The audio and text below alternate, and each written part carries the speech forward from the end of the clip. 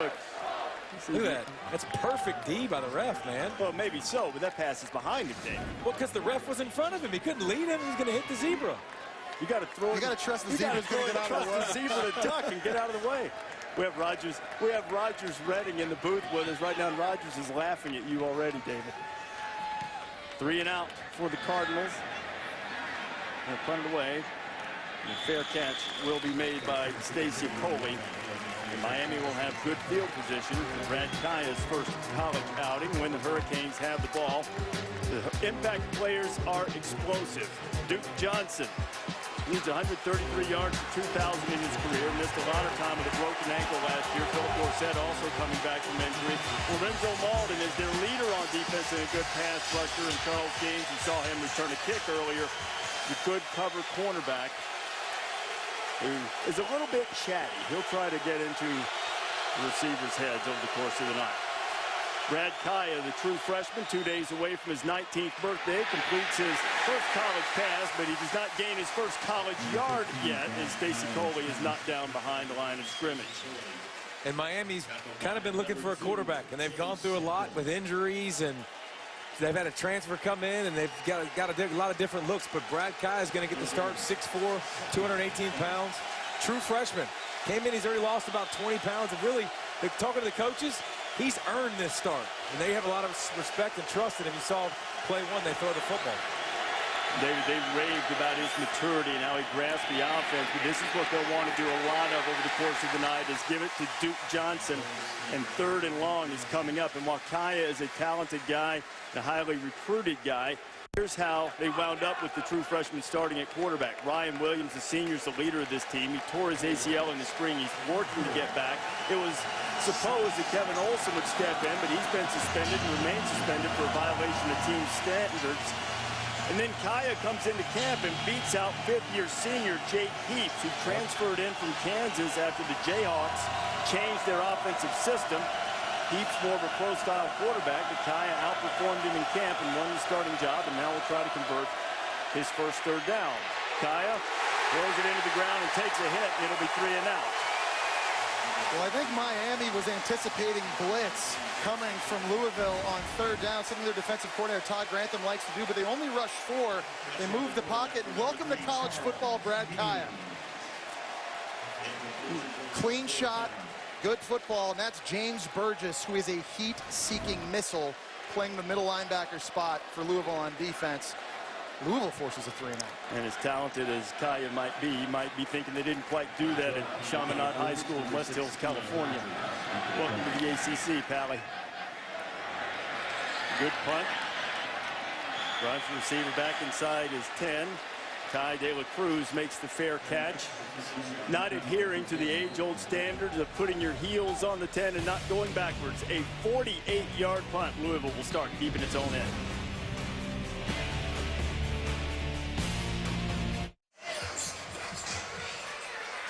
The Louisville fan base has welcomed Bob Petrino back with open arms. Certainly some bruised feelings when he left the first time. Bob Petrino making a second stint, and here is the timeline of how it unfolded. He had a terrific run in 4 years at Louisville, 22-1 in this stadium, 41-9 overall, an Orange Bowl victory. You see the winding road that led him to Arkansas and the disgraced exit there. Out of coaching for a year, back at Western Kentucky last year, and when Charlie Strong took the Texas job, at least somewhat unexpectedly to some in the Louisville administration. Bob Petrino was on the short list. He repaired some relationships, and here he is tonight as the head coach of the Cardinals. It's nice to come back to a place that's familiar. I thought talking to him yesterday, you could kind of get the feeling he was really amped up about this opportunity. Fans here can't be mad that he took a chance in the NFL. That's why he left after 4 years. That's every coach's dream to try that out. But again, 41-9 record here as the head coach. Did a lot of good things. I think he's really excited to be back in the challenge ahead in the ACC.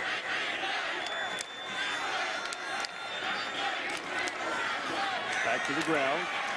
Brown can be close to that first down marker.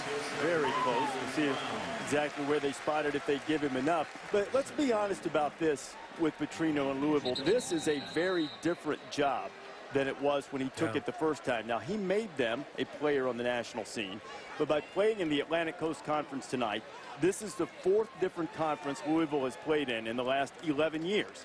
But they finally have a permanent home. The budget is huge. This is a destination-type place now. I don't know if you could say that when he came here the first time. And you say 4th conference, but this is the best. This is the best situation that they've been in now, because now they have an opportunity, if they win their conference, to play for it all or be in the college football Final Four. And listen, it's nice having a coach come back, too, that was 41-9. I mean, you know he's already won here. He knows what that takes. It's a track record of success that can't be denied. I guess the big question is now, does he know what it takes to win in this conference? Playing better competition week in, week out. I think it's what a lot of Louisville fans and fans around the ACC and the country are looking forward to seeing. It's not to suggest that the hire was not without controversy in some quarters. That's not, I mean, look, nobody is universal, but for the most part, he has really been received well by the Louisville fan base. But on the outside, there was some question about how long it would take Bob to get back to this level, and as it turns out, just a couple of years. He's back here tonight, trying to get Louisville right now. All he's thinking about is trying to get one chain link and convert the 3rd down. Keep it on the ground. Dominic Brown. If Dominic got a chain link, that's about it. Maybe a little bit more, but it looks as if he surged ahead just enough to pick up that 1st down. And Dominic Brown's going to have to get going in this game. He is a battering ram. He put on 25 pounds this past offseason. He's up to 240 pounds, and Reese, you mentioned it early. Bobby Petrino's offenses, they love running the football. You've got a brand new quarterback making his first start. Got to make it easy on him. You got to have success running the ball. Nobody back there to run it right now except for Will Gardner, the quarterback. On 1st down, the initial 1st down of the game for either team. Empty out, and Will Gardner cuts it loose and spins it right into Eli Rogers. Good pickup on 1st down. It'll be 2nd and short. Now, the Cardinals are not necessarily at full strength on the offensive side. By far, their best receiver is Devontae Parker. He had 885 yards, 12 touchdowns last year, broke a foot. He's out for a while, and so too is Michael Dyer, who has a thigh bruise. Dyer, the former Auburn running back, who was the MVP of the BCS championship game, not expected to go tonight. On 2nd and short, they'll take a shot, and for the 2nd straight play, Eli Rogers makes the grab, and Gardner settles in and fires a couple of good balls. Pick up at 21. I think one of the benefits Will Gardner has is his size. At 6'5", he can see the field, and you're just going to see Eli Rogers here just work a soft spot in the zone between cover 2. Just a nice job of reading coverage, giving his receiver, sorry, it was Eli Rogers in the slot running the wheel route, but getting into that soft spot in that defense, and a nice throw. A staple. The wheel route. Petrino offense is the wheel. He'll run it with the slots. He'll run it with running backs. Miami will have to be ready for it tonight. 1st and 10. Brown hurled the defender.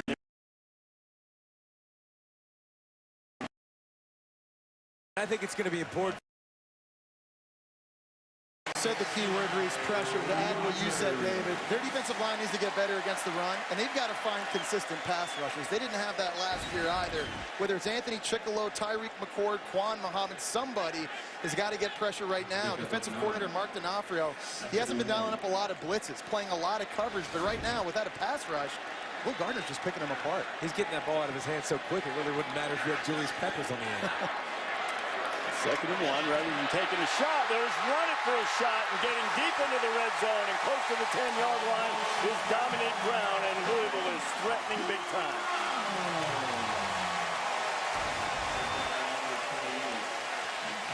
Tremendous vision by Dominic Brown just on a zone read, seeing the cutback. And trust me, guys, 240 pounds, not a lot of DBs in this league, in this country. That want some of that in the open field. Any of that. Especially, and he squares his shoulders at the end of runs, too. He's not trying to juke you. Trying to put you on his hood.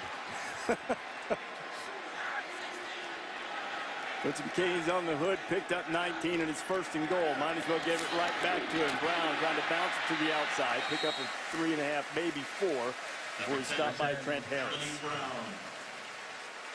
But I think if you're Bobby Petrino, you got to like the rhythm your offense has now gotten into. After a 3-and-out in the first drive, you completed some throws, threw it a lot on 1st down, keeping this Miami defense off guard. You've also had success running it, so they've showed good balance.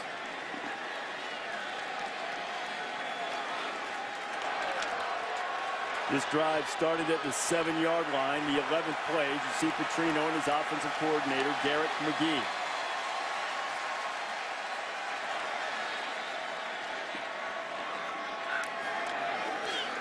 Brown hit in the backfield, gets away from Hurtaloo, still driving down close to the goal. It'll be 3rd down and goal coming up for Louisville.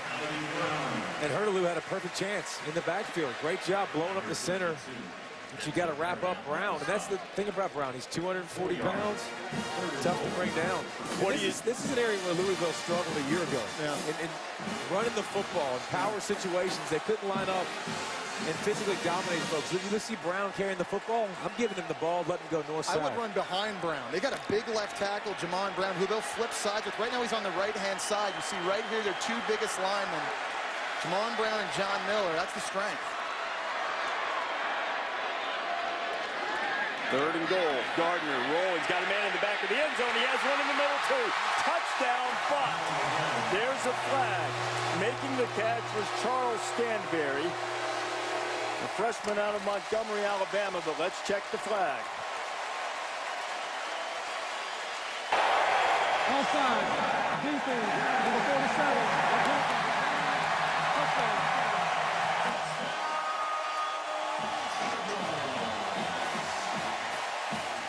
Louisville has his first touchdown as an ACC member. You see Chris Acosta right here get a pull, and it kind of draws the defense that way. It's a nice play design. There were a couple targets I thought here Will Gardner could have taken advantage of. And that's the answer to your trivia question. Who scored the first touchdown for Louisville as members of the ACC? The Charles Stanberry. They think he eventually will be a star. He has his moment in the opener. A 12-play, 93-yard drive. Ate up almost 6 minutes, and the Bills on top of the U by a touch.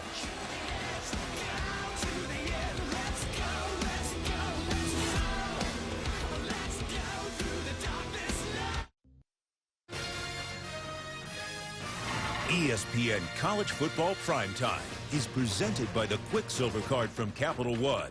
Earn 1.5% cash back on every purchase.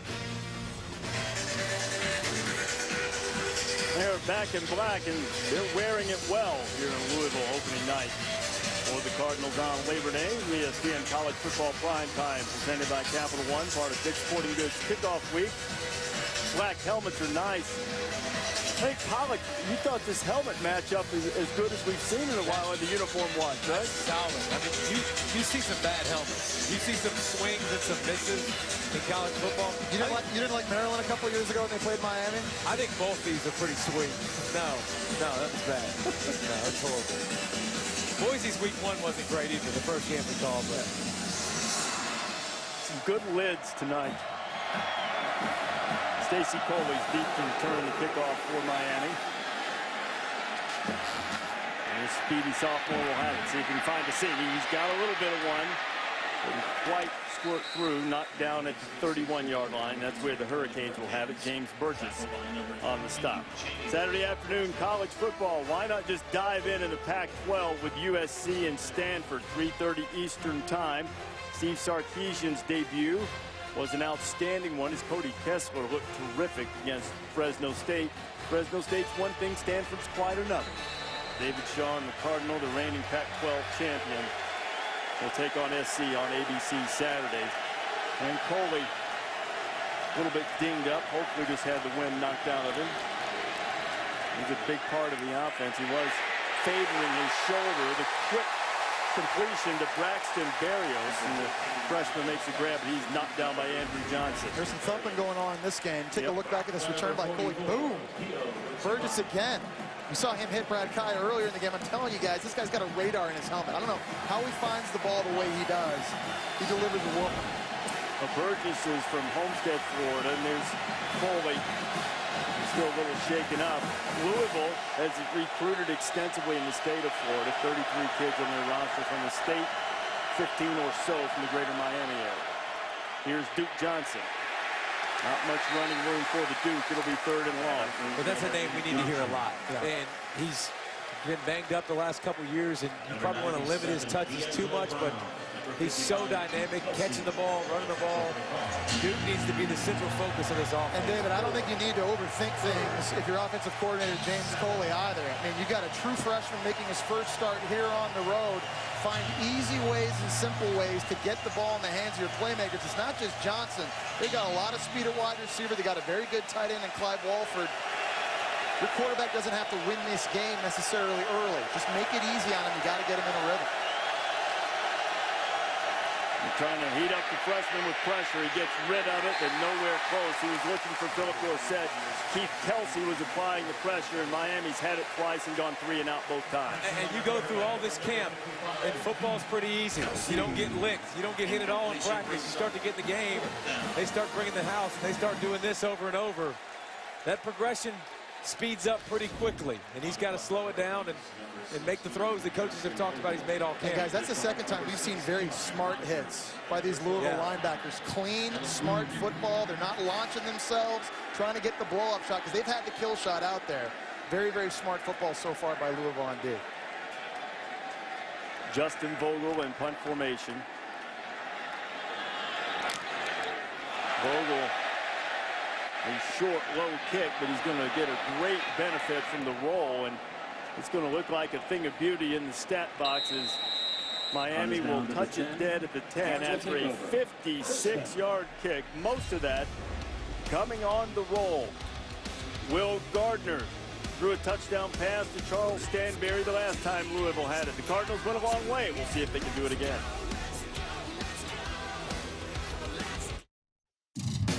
Louisville's last drive, Will Gardner was perfect, hit all 5 attempts. And there's a common theme. Every single time he drops back to pass, he's open. But also Don Brown running downhill, finishing runs, physical run game. Then you can do this, play action, bootleg, keep him off balance. The more completions he gets going here, it'll be interesting to watch how his confidence starts to rise as this game goes on. Well, if I'm a defensive coordinator, I'm not letting his confidence rise. I'm going to start attacking him a little bit more, starting right here.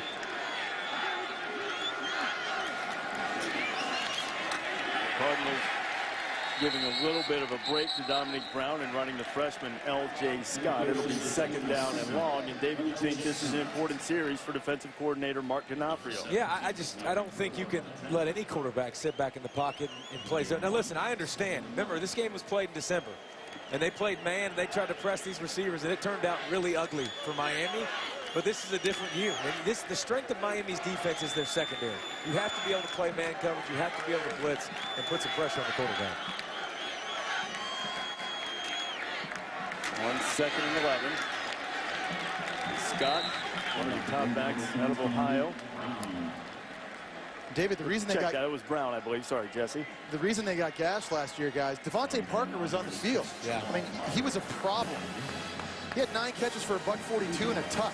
Now, this is still a very good receiving core even without Devontae Parker on the field, but you talked about at Miami how you're deeper in the secondary, right? You've got guys that can match up and go man-to-man. Make them prove to you. Make Louisville prove to you. They've got somebody else that can make big plays on the outside. On 3rd down, trying to get it over the middle of the field. He was looking for Christian again. And there is a flag that comes in across the way at about the 27-yard line. ACC crew tonight led by Gary Patterson in the white hat.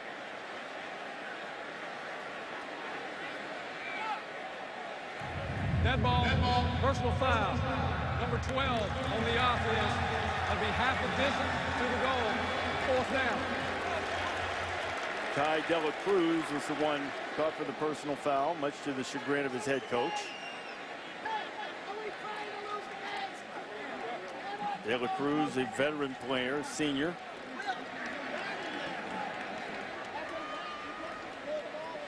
With the trademark cardinal red coiffure on top, which just about matches the color of the face of his coaches after he got hit with that personal foul penalty. So Ryan Johnson is now going to have to punt out of his own end zone. Stacy Coley standing at his own 47. A low line drive kick, and Coley comes up to make the grab. Slips away from the tackle. Coley has received, and he has great speed. One man to beat. Can he get around the corner? He cannot, but the Canes are set up unless the flag's going to bring him back. There's a flag sitting at the 28-yard line that is probably going to bring this back a ways, but Miami still should have good field position. During the return, illegal block in the back, number 51 on the receiving team, 2-yard final foul, first down. Well, that'll somewhat negate a nifty 30-yard return. So instead of having the ball in the red zone, they will have it at the 38-yard line of Louisville. Here's the personal foul penalty called on Kai De La Cruz. Well, that's not Kai De La Cruz at the top of the screen. That's Michael Lee Harris, number 2. You're going to see him right here. No, sorry, top of the screen right here. I'm sorry. Yeah, there you go. Yeah, I'm only, 35. Losing my vision. You see a slap in the face to the head of Artie Burns, which you just can't do, especially from a receiver that's a senior. Well, Miami gets a break, and they go right to Duke Johnson. Well, certainly could have been a bigger break if the punt return had stood up, but excellent field position nonetheless. They haven't been able to do much running the football. Saw a big play right there from Lorenzo Malden, one of our impact players, kind of playing a new position now at the outside linebacker spot where he's going to be counted to rush the quarterback a lot. But David, he's also got the ability to play the run as well and shed blocks. Yeah, and that's what's going to be interesting because he was a little bit banged up in the spring. He's not a big guy, but he had 9.5 sacks a year ago. Can he play physical in the run game, especially against Flowers, when it was a great left tackle for Miami.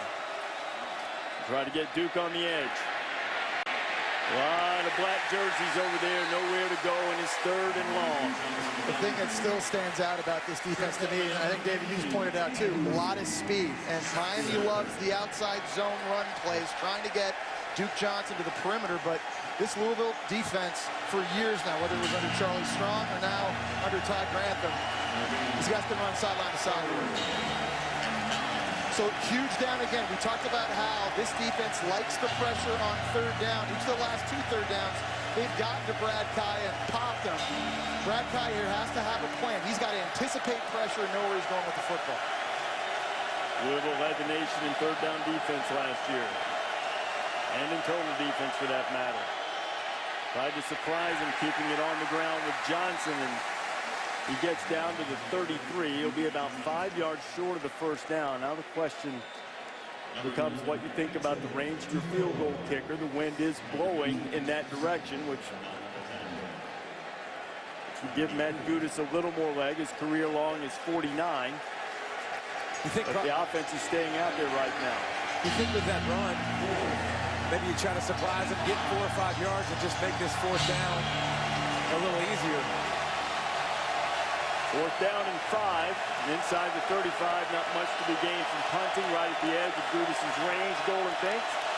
Let's see what they do. Play clock's on top of them. Going to have to use a timeout. And they do before they get the delay of game penalty. Timeout. Miami. The first timeout of the first half. And this is where it's not ideal. You got a freshman quarterback at the helm in a tough environment. The blackout, the noise. Got some stuff he's got to block out. Glad you're with us on Labor Day night for a little college football to wrap up the first weekend. Louisville and Miami, an ACC matchup. Papa John's Cardinal Stadium, and all the fans wear black, team dressed in black. And the freshman Brad Kai of Miami trying to get a 4th down conversion for the Hurricanes to keep this drive alive. If you want to call it a drive, they just got to start in Louisville territory. Still looking for their first down. Kaya fires complete. A flag comes in late. So Barrios caught it right on the 1st down marker. And that's a great catch because he was contacted before the ball even got there and still concentrated and hung on to the catch. Big play. Maybe that settles Kaya down a little bit. Got him a 1st down now. Oh, it was also a really good throw at the location. Pass interference. Defense. Number 19. Spot foul. Automatic. 1st down. They don't have to worry about exactly where it was spotted with the automatic 1st down. So the Hurricanes inside the 30. You're going to see here just in the slot, number 83 at the top, just running a slant. He's running it against Terrell Floyd, who's playing safety. He used to play corner. It's a good call. But look at the location of the throw. Puts it low or into the body where only his receiver can make the play. That's a nice, safe throw, converting a huge 4th down. Inside a minute to play here in the first quarter. Hurricanes trying to draw even. And another flag comes out, and it'll be a false start on the Hurricanes. Prior to the snap, false start. Number 9 on the offense. 5 yards, first down. That's Malcolm Lewis, the wide receiver. He's battled injuries over the last couple of years. They have a deep core of wide receivers at Miami. The question is, can they keep them healthy? And that's been problematic the last couple of years.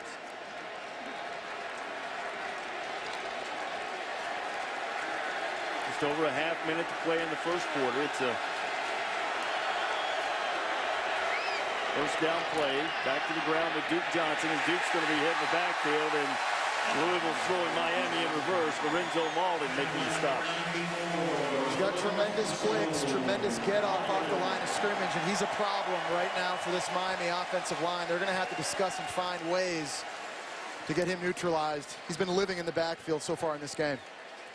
First quarter draws to a close, and the Louisville defense rising up. The Canes will be looking at a 2nd and 16 to start the second here in Louisville.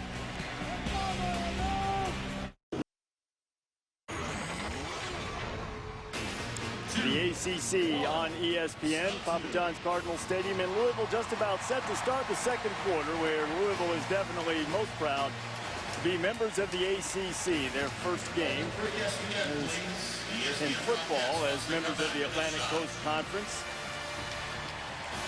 Cardinals, one of the teams that found a great spot in the whole realignment thing that we've dealt with in college football over the last few years. Brad Kaya, the freshman, has a man out there. It's Clive Walford, and he's inside the Louisville 5. It'll be first and goal for the Canes. Clive Walford's one of those weapons we talked about on offense surrounding Brad Kaya. 6'4", 260 with tremendous speed, and he gets wide open on the play action on the corner out here. And here's another throw by Brad Kaya under duress from Sheldon Rankins. Yeah, he's been hit so many times already to start the game, but that's a big play for him in this offense to get moving. Kaya hits Walford for 31 yards, and now Miami is threatening to tie it. Walter Tucker's at fullback. Duke Johnson at tail. Kaya's going to throw it on first down. Wide open in the end zone is Walford again. Touchdown, Miami. Number 46, Clive Walford to the end zone for a 2-yard touchdown. So you want a security blanket for your freshman quarterback? How about a veteran tight end? And I like the play calling by offensive coordinator James Coley. Back-to-back play action, using one of the best tight ends, maybe the best tight end in the conference. Clive Walford just in the back corner of the end zone. As you say, Reese, easy throws, and that's an impressive drive for the true freshman, guys. Remember the big 4th down conversion earlier in the drive by Kaya to keep that drive alive. That's Terrell Floyd, who's slow to get to his feet.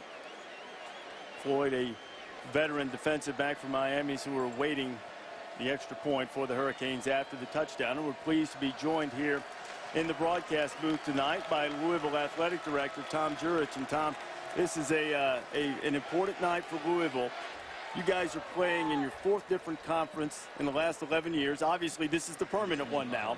What does it mean for Louisville football to be in the ACC? Well, first of all, it's great for the entire institution. I think for what we're going to be able to do from top to bottom in all the sports is fantastic. Where football, to be able to start out like this and to play in such a premier league like this is going to help us so much, not just in recruiting, but everything that we do across the board. As you guys go into this era, you had to make the coaching change when Charlie Strong decided to take the Texas job. What was it that convinced you that Bob Petrino had changed and was the right man to lead this football program? Well, I've known Bobby since the late 80s. You know, I hired him first time when he came here in 1997 with John L. Smith. I hired him his first head coaching job in 2002. And then I was able to follow him through his trials and tribulations. And, you know, one thing about Bobby, I wanted to look at to see, did he redeem himself? Did he really do the things that I felt were necessary for him to make changes in his life? And he certainly has. And what I've looked at and spent a lot of time with is looking at how he's been with his family. His family comes first. His wife and him are in a great place. And the thing that I like so much, he's at peace with himself. And, you know, the thing about that I always look at, who am I not to forgive him? I mean, who am I not to forgive him? And I wanted to make sure that he had that opportunity. I had a lot of great candidates for this job. You know, they have big shoes to fill. Charlie Strong and his staff did a phenomenal job here. And so I needed somebody that could come in here and do the great job. But I didn't care so much right off the bat about the football. I wanted to make sure Bobby was a different person, and he certainly has proved it to us in the last 8 months. So how would you describe that initial meeting with him? It was tense. There's no question about it. We probably met 2.5, 3 years ago, but that was more about just him personally. That's all I cared about. I wanted to see him get right personally. I didn't care about the football part, and I don't think he did either. He knows he made mistakes, and he owned up to them, and that was the thing I wanted to do. I wanted to make sure that he understood he needed to look in a mirror. It was between him and the mirror to make sure that he had to make things right. How would you say that the ceiling is now different for Louisville football in this era in the ACC with Coach Petrino on the sideline than it was the first time he was here when you were moving conferences and so forth? We see the kickoff getting out to about the 20-yard line. I said earlier tonight that I think this is a different job now than it was then. Well, it's a much different job now. Now we're in a conference like this. We've got stability. I think Bobby's 10 years older than he was before. I think he's seen a lot. He's been through the NFL. He's been through Arkansas. He's had success everywhere he's gone. At Western Kentucky, he did a phenomenal job. So I think his maturity level is a much different place now. I think now what Bobby's doing, he's looking at building a program, not worrying so much about a team, and that's what I really like about it. And it's a pretty good program, top to bottom in athletics here at Louisville. Thank you. Basketball on both sides, baseball and across other sports as well. Tom, thanks for spending time with us tonight. Thanks, Reese. It's always great to have you guys. Best of luck. Congratulations on the ACC and good luck this year. Tom Jurich, the athletic director here at the University of Louisville, and you see how Bob Petrino has been welcomed here in the Derby City. And he's in the middle of a good one here in the ACC on ESPN as the Hurricanes just answered with a touchdown drive of their own. Penalty on the kickoff return will have the Cardinals starting at their 10-yard line. Will Gardner hit and fumble, balls on the ground. And the attempt to scoop and score might have cost. There's Thurston Armbrister who got it, who was able to get it. And I thought for a second that there was going to be a scoop and score, but Armbrister jumped on it wisely, and the Hurricanes are set up. And we talked about Miami bringing pressure. Watch what they do off the edge right here. Watch the stunts on the inside. They bring pressure. Look how many guys are coming. They're bringing 6 guys. Get to the quarterback, cause the fumble. Great job adjusting and bringing pressure on the young quarterback. Harriman and Chickalo knocked it free. Armbrister jumped on top of it. Jermaine Grace, number 5, had in mind going in and grabbing that thing and trying to score, but Armbrister makes sure that the Hurricanes are set up. Last season, the Cardinals only turned it over 10 times with Harriman, who said he didn't plan to go 0-2 against Louisville. A huge hand in forcing this turnover, and substitutions coming on the field late for Louisville. They've got an extra man outside, and is that a backward pass and a fumble? Maybe it is, and going the other way is Louisville. No, the officials at the other end are waving incomplete pass. So this is a glorified wind sprint. As Keith Kelsey, who was quite certain he had his moment of glory coming, but it's not a glorified wind sprint because you don't know the difference. And it bothers you so bad. Yeah, but if it's an immediate recovery, he doesn't get the advance anyway, so it's still a glorified wind sprint. No, but if he threw it backwards, he could pick it up and still score. Right. And you can't hear it here, so I don't know that he knew. And it took the refs for about 3 seconds to decide whether it was a backwards pass or not. Guys, I think it was backwards. Yeah. Looking at it from that angle, you know, based on where Brad Kaya's body was. Yeah, the line of scrimmage is, but you don't know where Kaya was exactly. It's where Kaya was when he threw it, and that's the question mark. Now, the ruling on the field is incomplete pass, so you need indisputable video evidence to overturn that. I'll tell you what, 2 things. I was shocked, 1, Louisville didn't call a timeout because they weren't lined up on defense, and 2, I'm surprised Brad Kaya didn't complete this throw. I mean, he had Coley wide open right there. He would have walked in. Yeah. If he makes that a better pass, instead he turns it into a circus. Here might be the best look. He backs up a couple steps. He looks like he's on. It still looks backwards. I think that's backwards. I do too. But how many times do you see defensive guys just stop and they don't pick up the ball and it ends up being a live ball? It's a great heads-up play. Pick up the ball. No. Picking up the ball is fine. I would just say in the run, he doesn't get the run. I couldn't hear, guys. Did the referees blow that dead, or did they let Kelsey run it in and score before they blew it dead? It took him about 4 seconds. I thought they blew it dead because they were waving incomplete. We have Rogers Redding, supervising officials, in with us tonight, and Rogers confirming that. The ruling on the field's incomplete pass, and our replay official is Ted Jackson. See, it looks to me like when he throws this ball, he's just behind the 10-yard line, maybe at the 11, right there. His back foot's about at the 11, 10.5, 11-yard line. You look over at Coley. After further review, the ruling on the field is reversed. The backward pass, immediate recovery by the defensive team. The ball is blown dead. First down, Louisville at the 13-yard line, right hash. So the fans are happy they're getting the ball, but mad that they don't get the touchdown. Yeah. And that's a rule implemented a couple of years ago that they can review if there is an immediate recovery by the other team.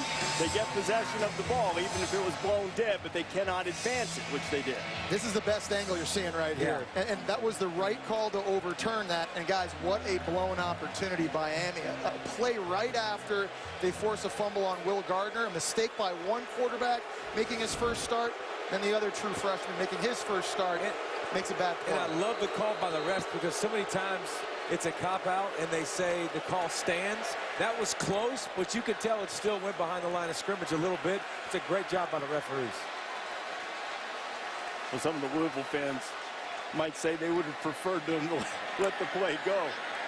Gardner, he just about got his receiver. His head knocked off. That was Antonio Crawford coming across on Eli Rogers. And some of the Louisville fans wanted a pass interference and thought that Crawford arrived early. Take a look at this again. He did? Yeah, he did. He got his hands around his neck. Yeah, it's pass interference. Yeah, no doubt. I'll say this. I like the call by Bobby Petrino, putting a lot of confidence in Will Gardner. The very first play back. Don't run the ball, keep it safe. Take a shot down the seam. I think Miami got away with one there. I don't think I know. You just know things, Rich. You got a lot of knowledge. Just be decisive sometimes.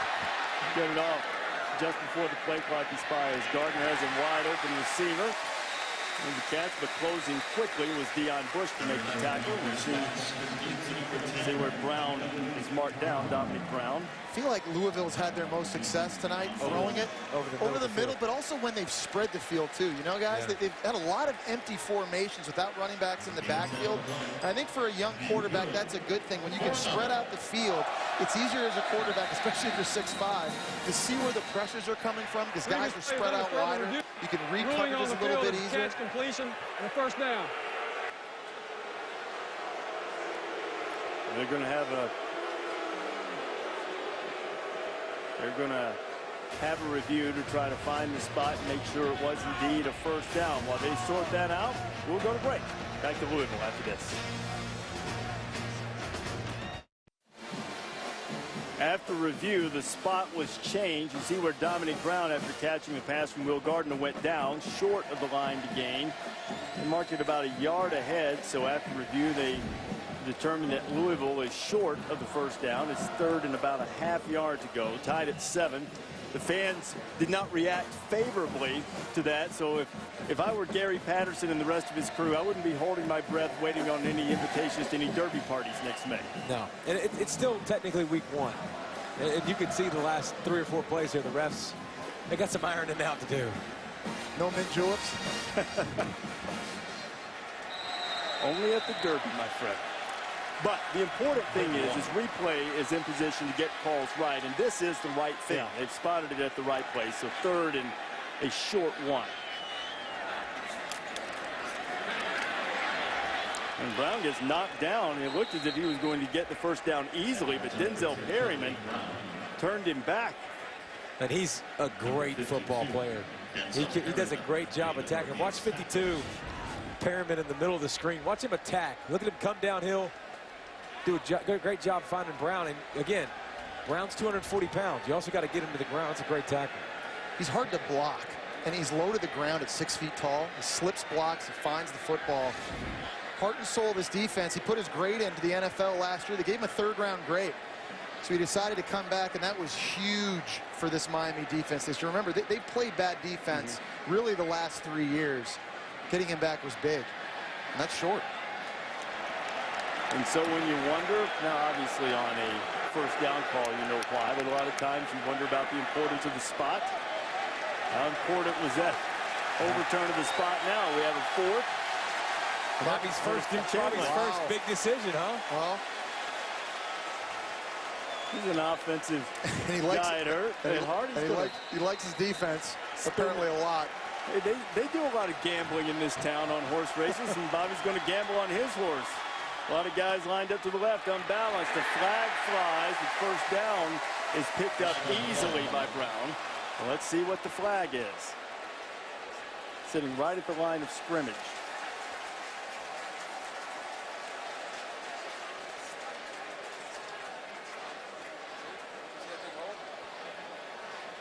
Okay.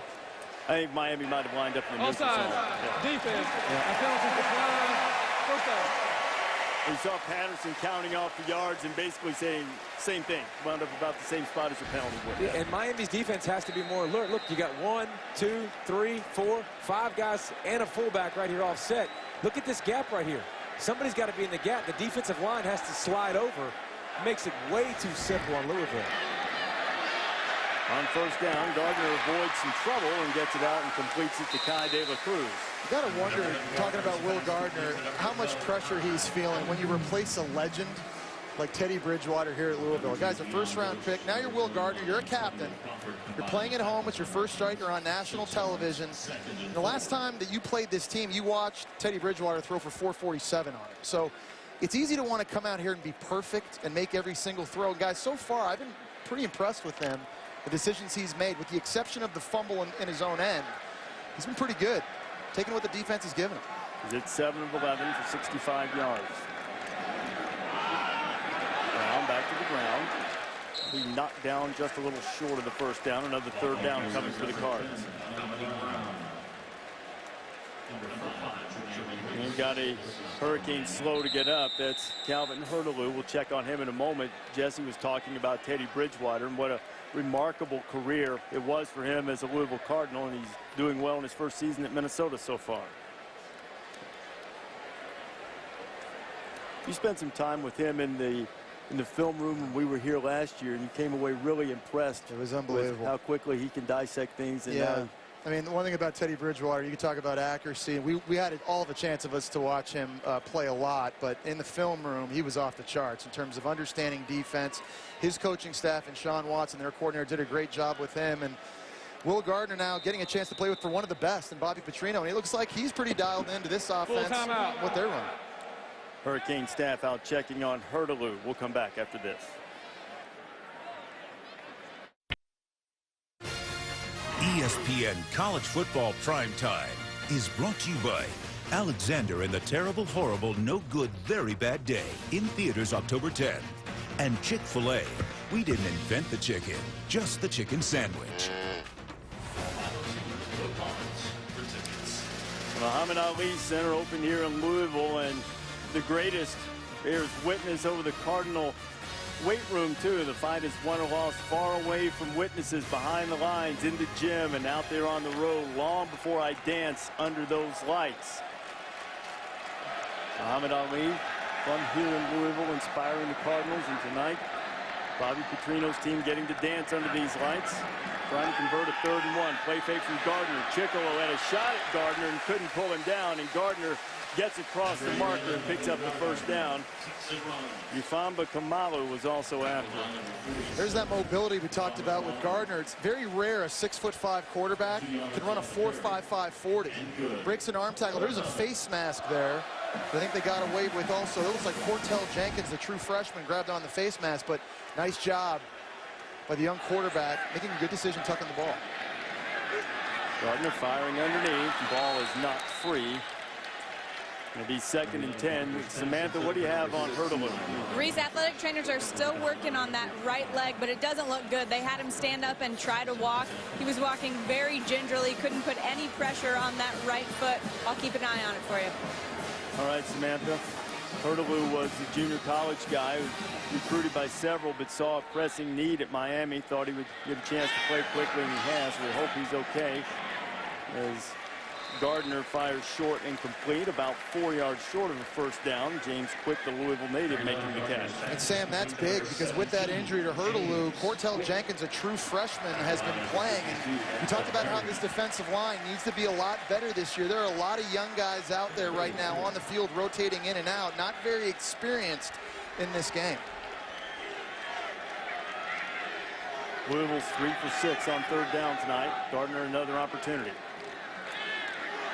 Gardner has a man wide open, and is flat dropped by Michael Lee Harris, who took a shot from Deion Bush afterwards. And Harris, a Miami native, had a chance for a big play against his hometown school, and he couldn't hang on to the pass. And that was a great decision. It was wide open. He threw it right to him, and he just didn't concentrate. He wasn't even close to getting hit either. He was just making that move. He didn't want to get hit. And he took the shot anyways. That's the thing you don't understand. You're going to get hit regardless, so catch the football. But the thing about it, as a receiver, easy for me to say this is a former quarterback, but when you're going to go over the middle, you're going to get hit anyway. Yeah. So you might as well just catch the ball. Yeah. Says the guy doesn't get hit. Well, I used to get hit. No, but I completely agree with you. Well, I think Michael Lee had visions of touchdowns dancing in his head, too. Punt drives Coley inside his 5. Ill-advised to grab it unless he could get free from a couple of tackles, and he could not. So the Hurricanes will start on their own 5 as we say hello to Chris Cotter. Hello, Reese. Time for the Dr. Pepper Conference Update. Pac-12, 2 huge games on Saturday, including USC and Stanford on the farm. Last year, the Trojans won in the Coliseum. Can David Shaw's Cardinal exact a measure of revenge? 3:30 Saturday on ABC. Now back to Reese and the fellas in Louisville. Guys?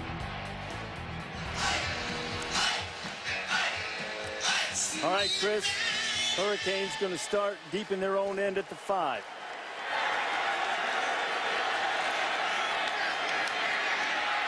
Duke Johnson, maybe his best run of the night, picked up 6 or 7. Samantha, how's Brad Kaya holding up? Yeah, we heard all week about how level-headed he is, how mature he is. I've been watching him on the sideline. That first quarter, he was pacing nonstop. Clearly some nerves there. After the touchdown, settled down, was getting some advice from Jake Heap. Guys, this is the first time they've started a true freshman quarterback since 08 when Ja'Cory Harris did it. That was against Charleston Southern. A little bit different from on the road in Louisville. Just a bit, Sam. The Duke breaks 1 tackle. And he heads toward the sideline, and there's going to be a face mask penalty tacked on to the end of that run. James Sample was the one who got Duke Johnson on the ground and also got his hand in his face mask. We await the penalty call here. Samantha's point on Kaya, the coaching staff tried to rattle him and shake him up. Personal foul. Horse collar on the defense. 15 yards. And then the run. Automatic. First down. Okay, so he got his hand in the back of his shoulder pads rather than the face mask, but the result is the same. There is Duke Johnson's dad.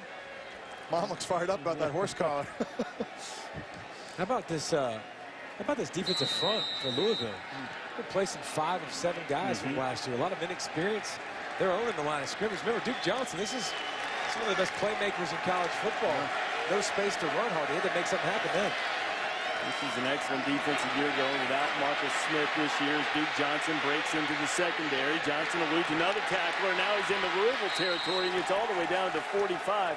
A terrific run and a good block by the wide receiver, Stacy Coley. Let Johnson pick up 24. And you're getting a chance to see the new and improved Duke Johnson. We talked earlier about his ankle injury last year against Florida State. Added 10 pounds this offseason so he could take more of a beating.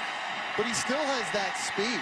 And he still has that change of direction and that burst. And this is why he's one of the most dangerous running backs in the country, guys, because he's a threat to hit a home run every time he's got the ball in his hands. You see the difference in Miami's record with and without Johnson last year. Now, he fractured his ankle against Florida State.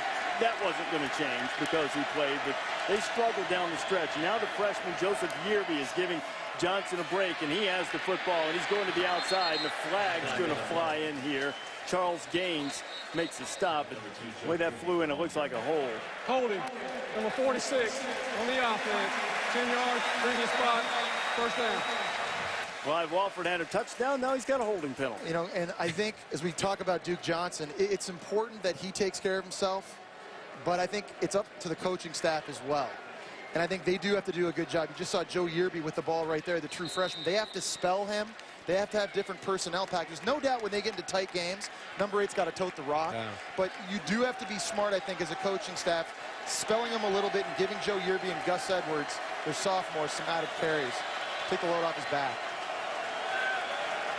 10-yard penalty puts the Canes back in their own territory, looking at a 1st and 20. Quick pass to Coley. Looking for that tunnel, and it closed up after about a 4-yard gain. And we haven't seen a lot of this. You know, the quick passes. Coley, you got guys on the outside. They got some burn. Now, Coley, when he catches it, he can score anytime he touches it. But running the ball now, if you can get this game going too, and then you'll have the ability to take shots, it really helps Kaya. He keeps things simple for See, him. you hit it. I think they should take a shot at some point. They've got Philip Dorsett, number 4 outside, that's been clocked at 4.16. You mentioned Coley, Malcolm Say Lewis. that again.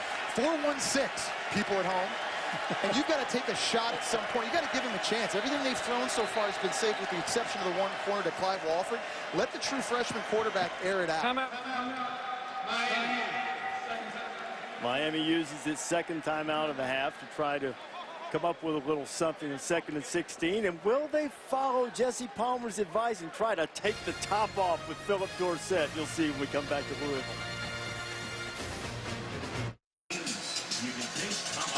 ESPN College Football Prime Time, Saturday night, 8 o'clock Eastern Time. Frank Beamer and the Hokies go in to take on Urban Meyer and the Buckeyes. Virginia Tech, those stud cornerbacks, Fuller and Faison. Ohio State, J.T. Barrett making his second start. Brad Kaya making his first start. He's got a man wide open, and it is Dorsett. Philip Dorsett is run out of bounds just outside the 10-yard line. And we said, let's find the speedster, and Kaya right on cue. Palmer said, hey, you got to give him a shot. Bottom line, he's one of the fastest receivers in college football. And if you put Lorenzo Malden over top of him, he won't get pressed. But there's this speed. You see how quickly he can get into the vision and cross the field. Guys, he's dangerous. Let the true freshman eat. But again, I think getting Duke Johnson involved too, where you can play action, you can take shots, is huge. They're not lacking speed on the outside for Miami. You got to use it at some point. It's Miami. They also have Terrell Floyd out of the secondary at the moment for Louisville. Duke Johnson doesn't find any running room whatsoever. It'll be 2nd and 10. So this is an area of the field right now, tie ball game. David just talked about that D-line. How they've been pretty impressive so far in this game with their physicality to really kind of bow up.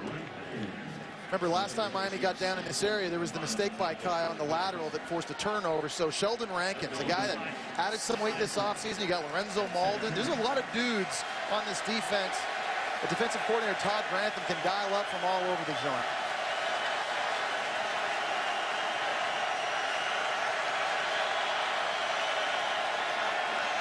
Johnson, good move inside. Johnson with a nifty cut. Stopped just outside the 5. James Sample got him on the ground. And that's something you should like seeing if you're a Miami fan, because Duke Johnson had a tendency in the past to kind of bounce that outside and try to use his electrifying speed. Great job getting up in the hole and getting 4 or 5 instead of losing possible 1 or just getting 1. Miami's tied the game. They're threatening to take the lead, but they haven't converted a 3rd down. For most Hurricanes fans, now would be a very good time for their first one tonight. 3rd and 3. This is an area, remember, before. You'll see right here at the top of the screen, Clive Walford. That's the tight end who had 2 big catches in this area early in the game. He's a weapon. Gus Edwards, the big back, never got started. Knocked down in the backfield. 4th down coming. B.J. DeVos was the first to get it. Sheldon Rankins. Number 98, Sheldon Rankins. That's one thing I think Charlie Strong did an unbelievable job recruiting here at Louisville, was up front. And he got a lot of dudes in that front 7. And David talked about the guys that have departed. They've lost draft picks. They lost a 1st-round pick. Yeah. Marcus Smith, the defensive end. Calvin Wright, safety. They lost their middle linebacker, Preston Brown, the 3rd round. But still, they've got, they just reload. Matt Gudis near money from this distance. 11 out of 12 from inside 40, and he's perfect with his first attempt tonight. So Kaya leads an effective drive that ends in a 24-yard field goal, and the Hurricanes have taken the lead on the road.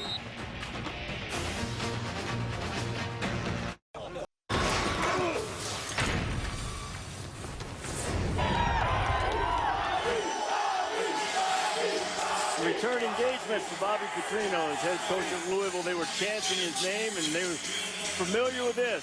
Fiery competitor on the sidelines always. Coaches his quarterbacks and his players hard. And right now he's facing a deficit as Miami's taken a 10-7 lead, 4:51 to play here in the first half. Glad to have you with us on Labor Day night. Reese Davis, Jesse Palmer, David Pollack, Samantha Ponder. Happy you're spending this final day of the first weekend of college football with us. Well, the weekend it's been, too. Some highly ranked teams getting scares. Both of these teams trying to put their mark and establish themselves early in the ACC race. Corbin Lamb on the return for Louisville. Lamb, the fastest Cardinal. And there he goes. Goodbye.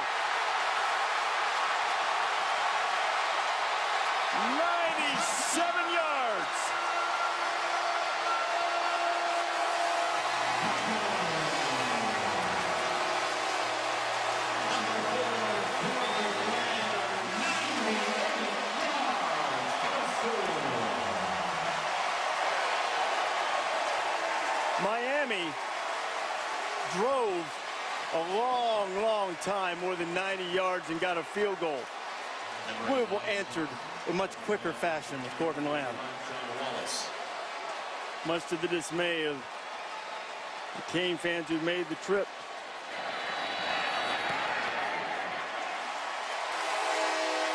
And I'm sure you guys know where Corbin Lamb hails from.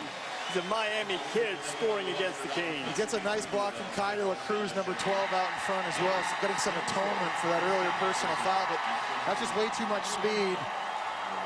You got to get some hats on at some point. I mean, that's right down the middle of the field. Yeah, and Louisville special teams has been bad up to this point.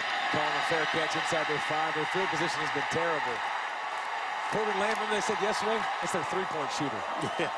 They said when he comes into the game on offense, you can look for them to try to get him the ball, that something's up for him. And look, he's got the great speed. Too much. I might have got tracked down from behind, but you're right. I probably would have gotten through the first level, maybe.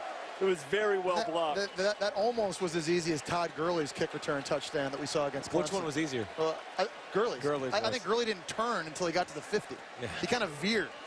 That one, at least Lamb had to kind of do like a bit of a banana. Because everybody sees 230 coming that fast at him, and they're like, hey, now, let me pick a different direction. There's somebody else get him. So we'll let you be the judge as to who had the easier run. Gurley had the longer run. He's about 5 yards deep in the end zone. Straight, get out of my way, straight. 50, now I'm going to edge a little bit, lean away. How's a guy that big run that fast is what I want to know. Now, how's a guy that big return kicks? That's also what I want to know. I think everybody thought at one time when he had him back deep, when Georgia had him back deep, why are you doing that? You know, last year a little bit banged up. Then he returned that kick, and they're like, yeah, okay, you know what? Yeah, put him back deep. You know what? I would only put him back deep in special situations. Yeah. Well, now you look at the other backs in that backfield, too, and they're probably like, we're pretty loaded, but that's a pretty good Heisman campaign. Week 1 out the gate. It's a good start for Todd Gurley. No doubt, 198 yards rushing, career high, 100-yard kickoff return, scored 4 times.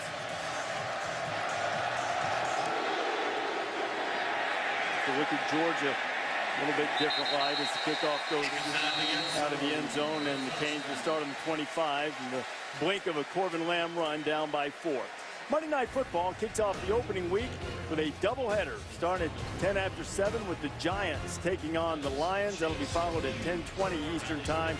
Chargers and the Cardinals. Monday Night Football, it's on ESPN and available on the Watch ESPN app as well. Time for the Lions to do a little something. It's time for the Giants to do a little something on offense. What we saw from the preseason from them. That's interesting to see kind of the attitude on defense here from Louisville on this big drive. Pressure, sit back, physical. Duke Johnson back into the game. Bounces to the outside and gets bounced to the turf. Deontrez Mount. That's one thing, you know, going into a new conference and a better conference, week in, week out, it is a huge advantage for them to have a defensive line like this. It's obviously big on both sides of the ball. That's one thing I remember when we would talk to Charlie Strong in the past and say, hey, if and when you make that move to the ACC, where do you need to be better? And he said right up front. The bigger trenches. Dudes. Yep. Longer dudes. But if you're watching tonight, so far, it's impressive seeing Louisville. I mean, this D-line is ACC ready. Quick pass. Coley avoids one guy, but not the second one. You know, I asked Bob Petrino yesterday about how the talent level here at Louisville compared to what he had during his time at Arkansas. And just talent, maybe not always size necessarily, but talent-wise, he said compared very favorably. And Louisville's probably proven that by the way they played in big games and bowl games under Charlie Strong. So where's Lorenzo Malden right now? If I'm Brad Kai, a true freshman quarterback, I got to find number 94 and identify him, make sure my offensive line knows where their premier pass rusher is. You see him right here at the bottom of the screen.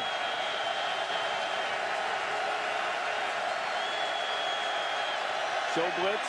Here it comes. Kaya stands in, throws it into traffic, and probably lucky it hit the ground. So if Kaya was watching Malden, then he was looking the wrong direction. And that's a good thing Grantham does. He's going to bring pressure. But look, you got Malden down here at the bottom. And if you're paying attention to the best pass rusher, you're looking to the wrong side. Look at the left side of the screen. That's where the blitz coming from. And Malden's dropping back in coverage. Well, that should have been picked, guys. There's an opportunity for that. They got lucky with that throw. That's why I said he's lucky it hit the ground. A lot of black jerseys in the midst. Justin Vogel to punt it away. David Cruz standing inside his 30.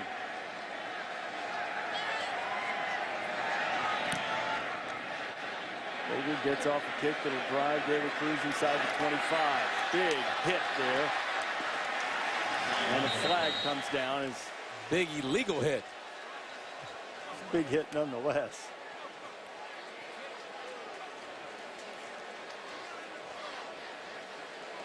Deion Bush might have taken the worst of that hit. And again, I mean, During the return, illegal block in the back. Number 22 on the receiving team. 10 yards, first down. and look at Louisville's starting position again. I mean, every single time they're backed up easily inside of their 20, but there's the hit. Yeah, I mean, that's usually when a guy falls on his stomach, they're going to call a clip. David, to your point, the best starting field position of the night is, well, I think it's right now, 17. 17-yard line. Hasn't stopped Louisville from scoring one offensive touchdown, and Corbin Lamb started at his 3 and ran a kickoff back. Average starting field position inside their own 10. Hard to make a living. A young quarterback starting that far back in your own end. Gardner feeling pressure. He finds a wide open guy underneath. It's Eli Rogers. Rogers across the 30 and up to the 40 before he's chased out of bounds. And now he gets out of bad field position. They've had the most success when they've spread the field and thrown the football in these empty formations. But Gardner here doing a nice job. Just watch him kind of drift over here, buy himself some time, and find Eli Rogers at the last possible second. Again, huge advantage. When you're 6'5", you can still see that throw at the defender in your face and negotiate the throw. Much harder to do at my height, guys. You know, I'm 5'8" with the hair 6'2". Back to the ground. Nothing going on in the running game. It'll be second and long. Dominic Brown stopped. And Miami has done a much better job since that second possession up front. Louisville wanted to speed it up a little bit, but they're doing a much better job in the trenches stopping those runs. Brown was getting down early.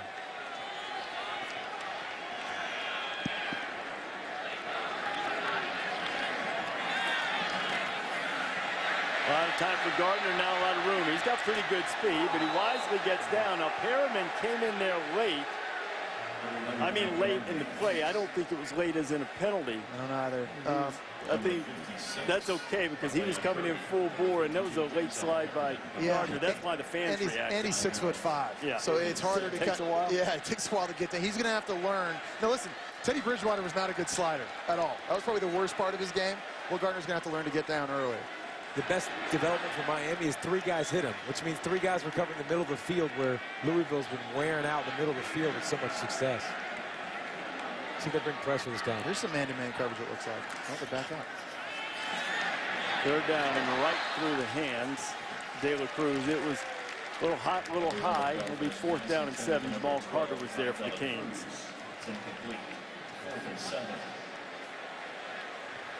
So now, 1:15 to go. You've got a freshman quarterback. He's had some moments. It's going to, a lot of it will depend on field position, I would think. But would you turn him loose here? Yeah, to be honest, yeah. I mean, with the decisions he's made, I mean, really, there was one errant throw that led to a turnover that was on the lateral. Aside from that, you might not need him with Cody, though. Yeah, I'd open it up. That's a fair point, Dave. Good punt. Nice short punt. Coley calls for a fair catch and makes it at the 22. And let's check in and see what Chris Cotter's cooking up for halftime.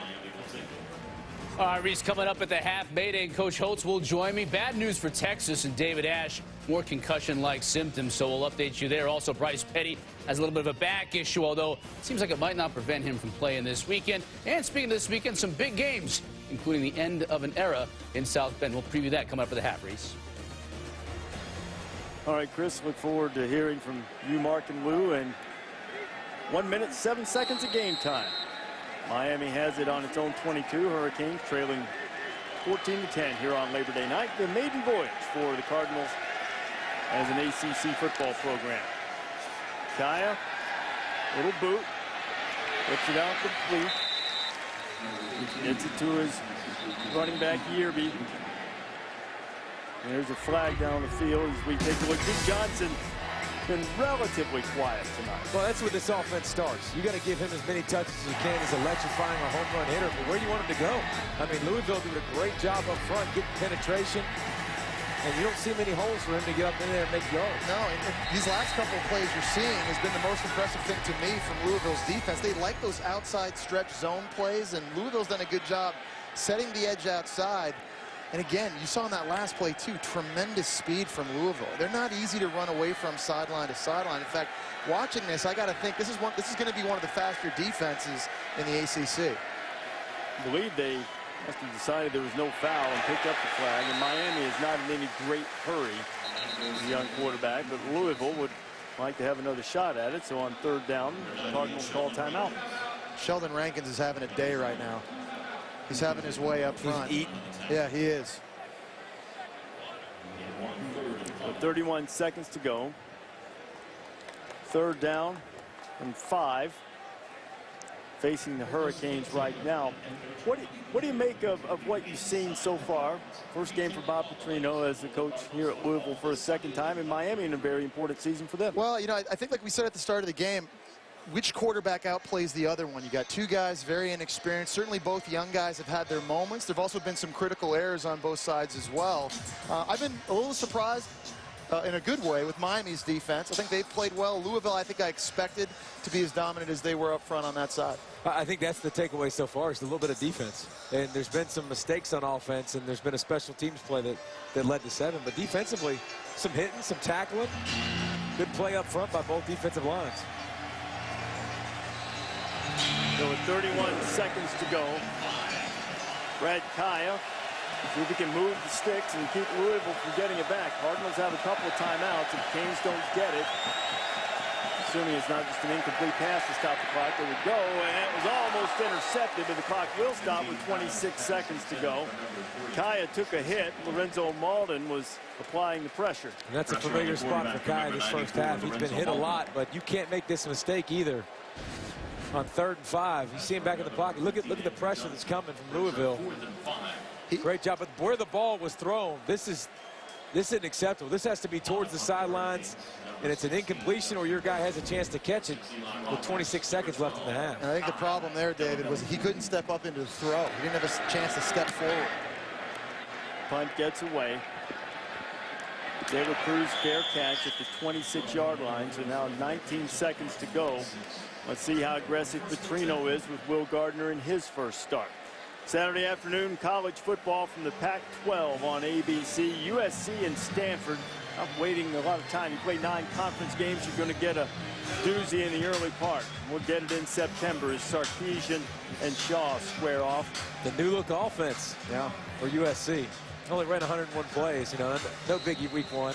Although I will say, at least in terms of how effective it was, it looked a lot like the old offense against Fresno State when we saw it in the bowl game. True. And ripped them both times, but you're right, a whole lot of plays being run. Fresno wasn't exactly Stanford's defense either, we've seen. No. Stanford, it was just against UC Davis, but Cardinal efficient. Their first outing too. Gardner's going to take a shot. He's got a man downfield. It is complete into Miami territory. Making the grab is James Quick. 12 seconds remaining.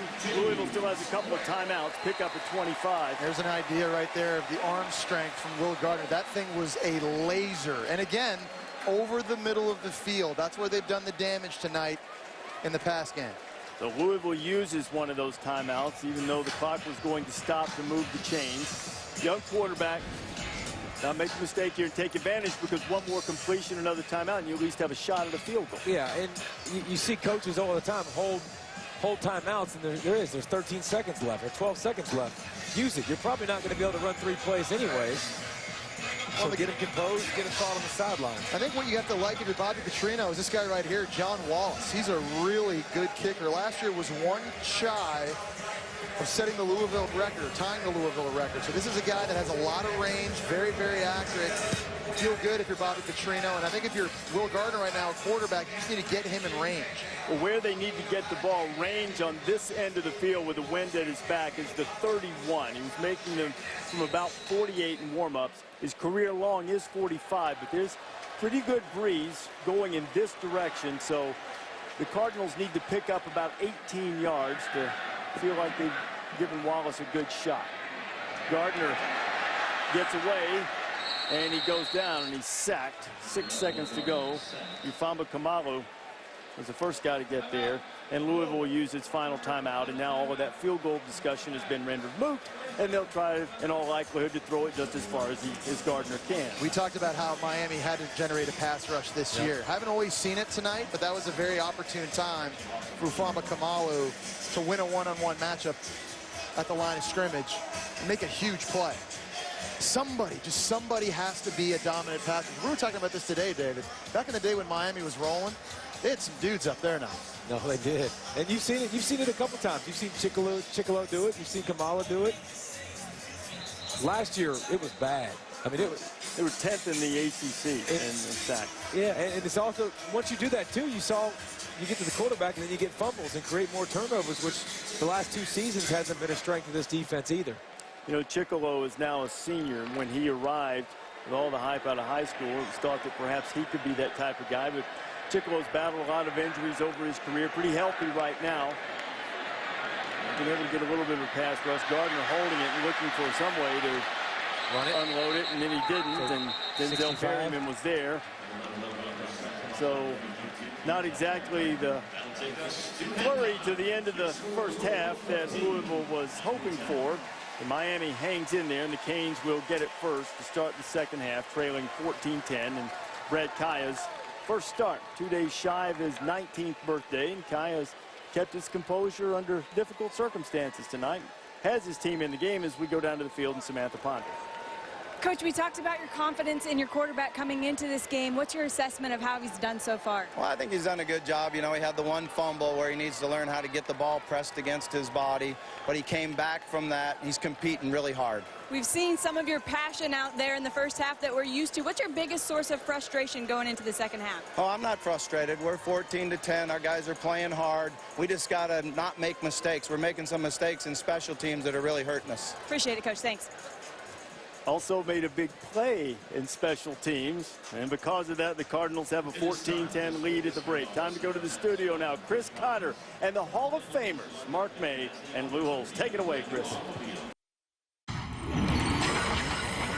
This is Dick's Sporting Goods Kickoff Week.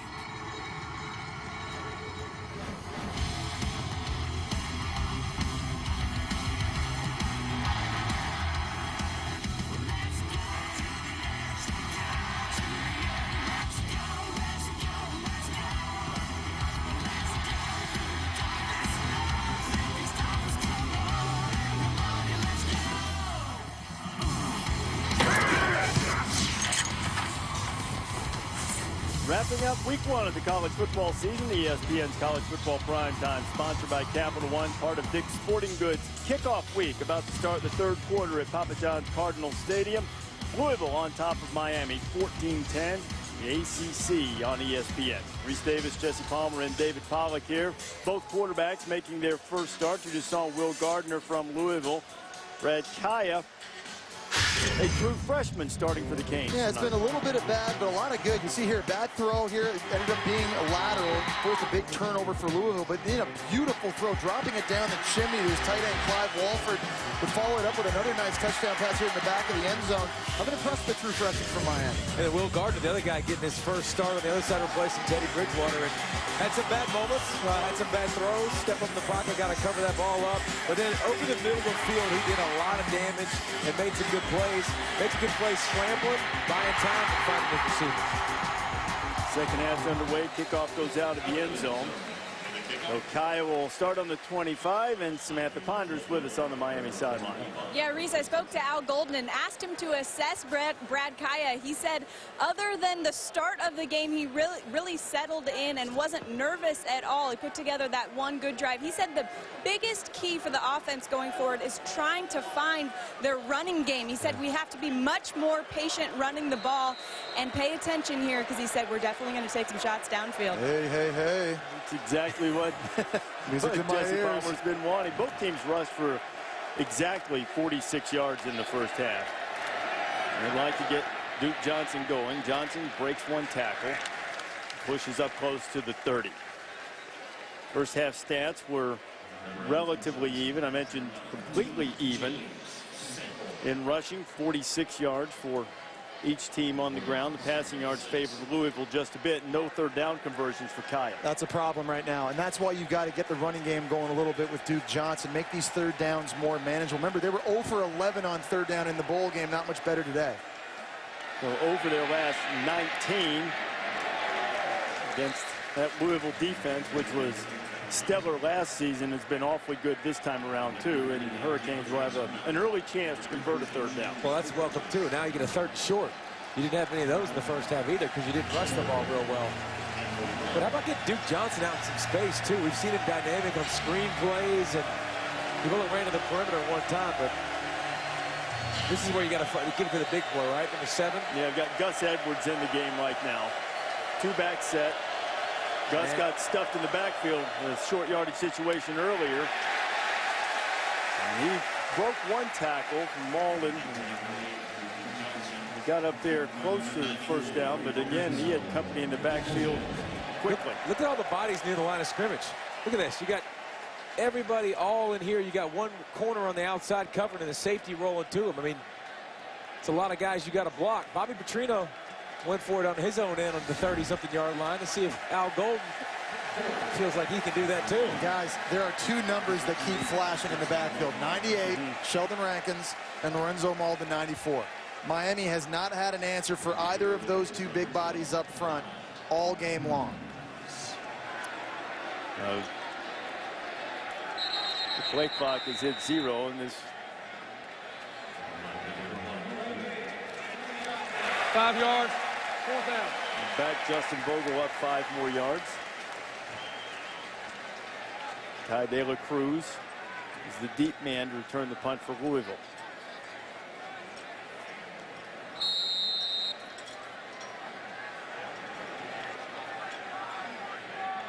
Vogel punting in his first game for the Hurricanes.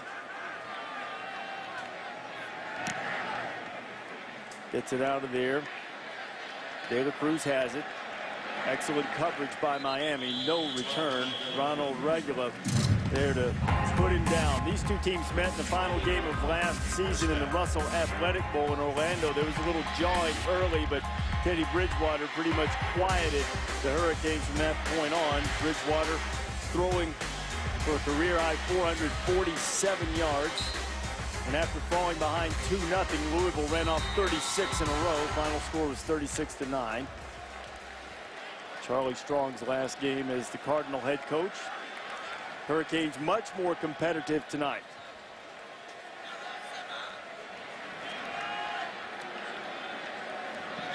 Will Gardner back at the helm. Wanted to take a shot, getting a lot of pressure, and the football's loose on the ground. I'm not sure Miami realizes it, and another guy came in and picked it up. Raphael Kirby grabbed it. I think that was Thurston Armbruster who knocked it free and then didn't realize it was sitting right behind his rear end.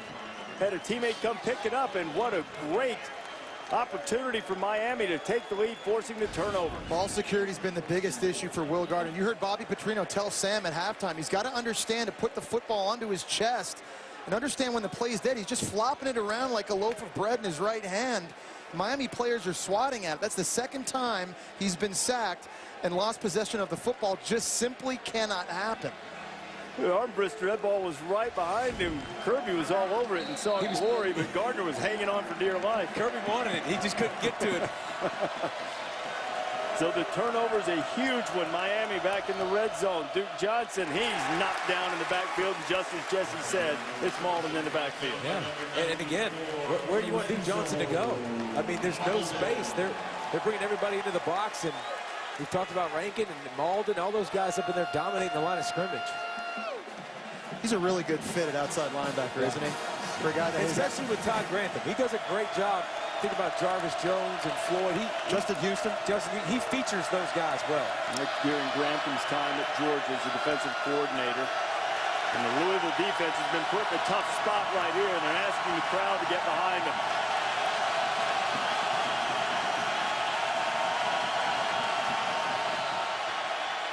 Johnson looking for the edge. 3rd and goal coming. Keep Kelsey on the stop. Sorry, Reese. Good push up front, but again, watch the speed. Watch how quickly these linebackers for Louisville get over to the outside and get that body on the ground. That's Keith Kelsey, Jr. I played with his dad. He's a linebacker at Florida. Oh, Junior, 35. Tell you what, he looks good. He just looks just like his dad, being able to run sideline to sideline, make some of these plays. You cannot get a turnover at this spot in the field and come away with a field goal. Must turn this into a touchdown. So a little trickeration. Dorsett looks as if he wants to throw it. He's not going to, and it's 4th and goal. And the Louisville defense with a big-time answer. What do you think of running a trick play there? Well, I like the idea of getting speed and getting Philip Dorsett, an impact player with the football in his hand. It was a pass-run option. But speed kills. Speed can counter speed. Watch this. We're trying to outflank Louisville's defense. They get number 91 outside, but there's Sample. JUCO transfer, originally played at Washington. There's a lot of guys that can run on this Louisville D. Good is trying to bring it to within 1, so Miami does get the field goal, but after forcing a sack and fumble and getting the ball at goal-to-go territory, having to settle for 3 is a little bit of a bitter pill to swallow for the Hurricanes. It was tremendous defensive play by Armbrister. Kirby scooped it up, and the Canes are within 1.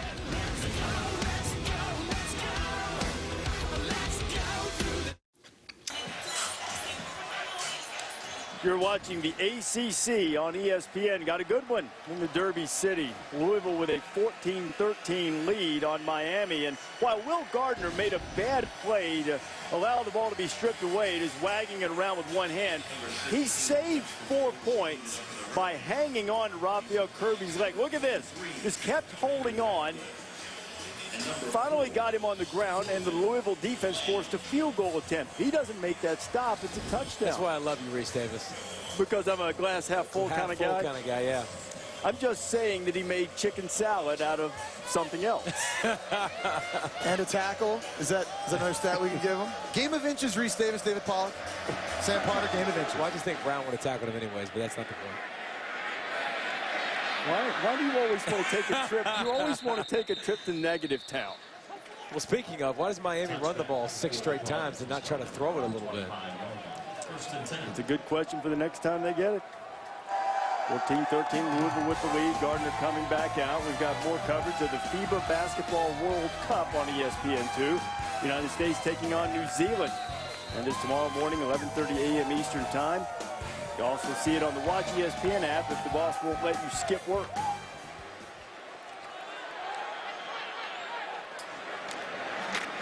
First and 10, Louisville to the ground with Dominique Brown. And they need to do more of this. You saw him early. Brown was having a lot of success, especially when they had that long touchdown drive. And they stayed balanced. They came out with, right there, they had 2 tight ends and a fullback in the game.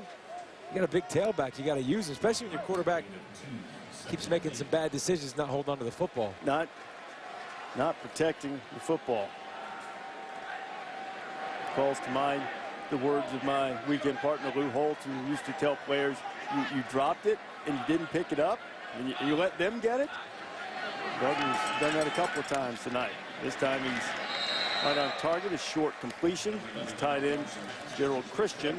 And the 3rd down is coming up. And in fairness, too, guys, let's give Miami some props on defense also. We talked about how much they've struggled the last 3 years. Mark D'Onofrio's group, they've only given up 7 points in this game. Remember, Louisville scored in the kick return touchdown. So, you know, this is a much improved looking unit from what we've seen the last several years also. And they've been able to keep, obviously come up with big turnovers at opportune moments. Which is another thing that he talked about had to improve. Yeah. We had their game last year. Remember the year before they only had 15 turnovers. Last year they cranked it up a little bit. But that's part of that's getting more aggressive.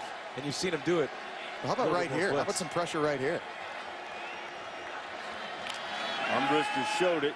He was spying and waiting on Gardner, and Gardner throws it. What a good, strong catch with the hands. Michael Lee Harris, who had a big drop in the first half, held on to that one, even though Deion Bush put a hit on it. And I don't think Will Gardner gave him a choice. I mean, this would have been in his throat or his face mask if he didn't catch that with his hands. That was an absolute bullet. But nice, strong hands by Michael Lee Harris. That he's had multiple knee injuries over his career. Good job by Harris. A little running room for Brown as he gets up across the 50-yard line. Tough run for the senior from Cincinnati. Running the ball has always been a staple in Bobby Petrino's offenses. You go back to when he was a head coach here, 3 of the 4 years, he had 3 different running backs go over for 75 or more carries in a season. We talked at the top of the show, Michael Dyer, you remember him, as the MVP of the 2010 national title game. He's hurt. They need to get him back because they're going to need a committee approach, I think, this year when it comes to running the football, help out Dominic Brown. Petrino said yesterday that prior to that quad bruise, that Dyer was starting to look like the old Michael Dyer that Petrino had seen since his days in high school and certainly during the time that Dyer was at Auburn. Not only Michael Dyer out, but Devontae Parker, their best wide receiver, is going to miss 6 to 8 weeks. He has a broken bone in his left foot, and certainly he was a weapon. He caught a touchdown pass in the bowl game last year against Miami. Changes the game. A lot of draft experts think he might be the first receiver taken. Big receiver, big wingspan, speed. He ate Miami up alive last year. A third down call in the backfield, and they're not going to get close. You know who, Denzel Perryman. If you clicked on the YouTube helmet cam deals, too bad he didn't have a helmet cam on right there. You'd see a collision. It looked a lot like you saw the collision in the spring game, but unbalanced again by Louisville on the left side of the line. But watch Seaball. Look at him get skinny, getting a crack. A lot of linebackers don't do that. Take that first space, get through there, and come with some bad intentions. And the speed to get there, too. Yeah. I mean, he gets there in a hurry. Explosive player. You had plenty of guys on that side to block the number of guys on Miami's side. But when you do that and make a great play, there's nothing you can do about it. Perriman has 7 tackles, 3 tackles for loss. Fumble. Yep. Right. The type of game he promised when he said he didn't plan to go 0-2 against Louisville. Coley fakes the fair catch and very nearly a perfect punt, but it rolls into the end zone for a touchback. Denzel Perryman just made a big stop in the backfield. We told you about him wearing a helmet cam in the spring. You'll see what a real linebacker collision looks like when you come back.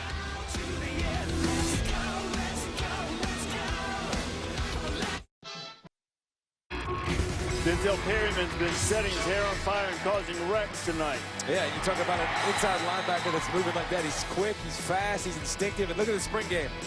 That looks familiar, didn't you? Yes, it you does. Just saw it. How about this? You want to play linebacker? Wearing the helmet cam. You want to play linebacker? There you go. Yeah, but there's playing linebacker and then there's playing linebacker. And he plays and this guy plays linebacker. Ray Lewis type linebacker. That number would be a lot. Kaya has Dorsett out there and couldn't quite make the connection as Miami takes a shot. D'Angelo Brown was applying some heat. Doesn't matter. 6 straight runs. Very conservative play calling. That's a great job on first down. Taking a shot to your speedster. They need to do more of it to get more guys out of the box because Louisville's been making a living with 8-9 defenders in the box. And it really puts you under pressure if you're Todd Grantham, the defensive coordinator for Louisville, guys, because conventional wisdom says blitz the true freshman. Yeah. Let's speed the game up. But if you're sending more guys, you've got less guys in the back end. And with guys like Philip Dorsett and Stacy Coley and Duke Johnson out there, you don't want to risk one-on-one situations and potentially give up explosive plays. Look at the box again. Stack. Pretty much daring them to take shots. Duke Johnson knocked down for a huge loss. James Burgess, who's had a terrific night, making the stop. I'm Duke Johnson. I'm just frustrated. You know, he just needs a little crease and he can make that big play. There just hasn't been any. I try to get him the ball on a screen or something else. Where are you going to go? You don't need a helmet cam to see that. You see, but I mean, you got Daniel Isadora, who is getting a hat on him. He just can't execute the block. I'd say that Mom's frustrated too. Yeah, I mean, there's a lack of execution going on right now. It's not just numbers in the box for Louisville. It's also lack of execution up front on this offensive line for Miami. 3rd and 15. Oh, the freshman put the ball in harm's way. Charles Gaines was on the coverage, and Miami will have to punt.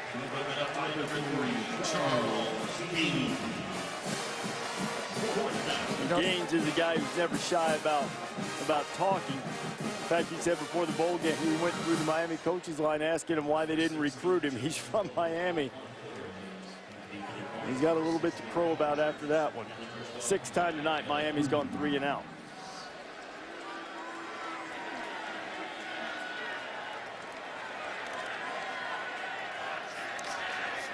Vogel to punt. Wobbly kick. Fair catch is made just short of the 50 by De La Cruz. So Louisville has the ball at a 1-point lead, and Miami can't get the Duke going. Burgess right in his grill. The Hurricanes is down by 1.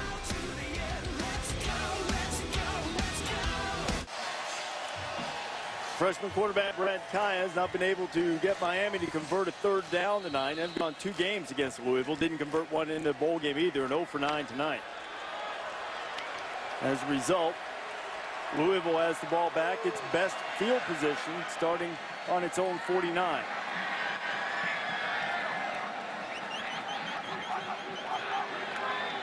Will Gardner gives it to Dominique Brown. Miami defense is there after a gain of about 1, and back to Brad Kaya winning this job. I'm really impressed he won it in the first place. True freshman, doesn't come in the spring, got here in the summer, so he only had 13 weeks to understand a pro-style offense with all these different concepts in the run game, the pass game, the fronts, the coverages, protections, and he beat out a guy in Jake Heaps who started 25 games. It's remarkable. Will Gardner's pass is complete. He's making his first start of the night.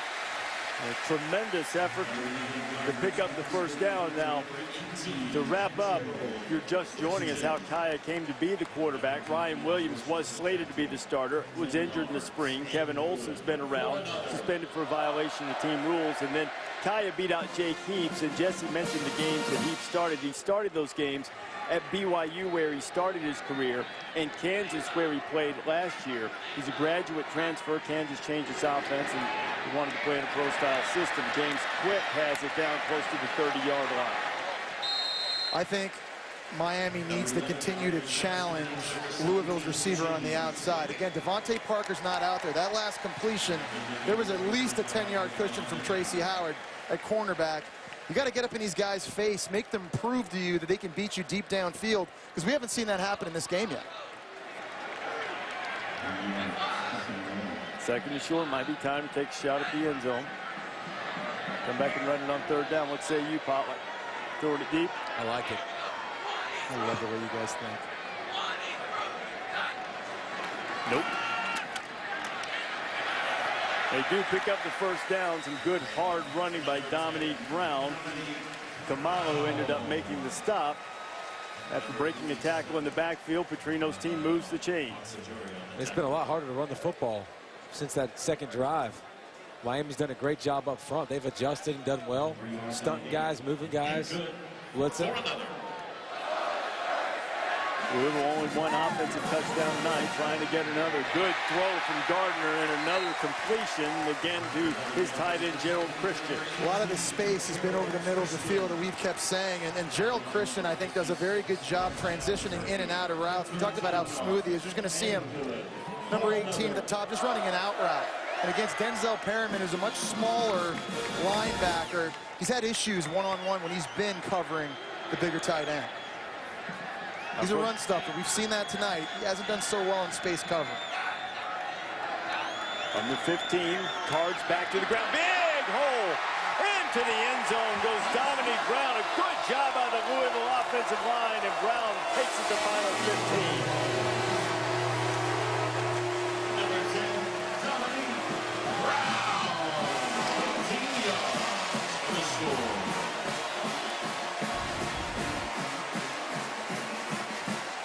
That's side of the line has opened it up. Good job by John Miller, number 70. Christian got a good block after making the big catch. I think that was on Denzel Perriman, too. Climbed up in the second level, showing you he's not just a good pass catcher, he can be physical in the run game. Extra point coming, and it's true, and Louisville's lead is 8 with 3:34 to go here in the third quarter. First night as a member of the ACC in football, and Louisville trying to get a win, and Dominique Brown rumbling easily into the end zone. Put the Cards up even more.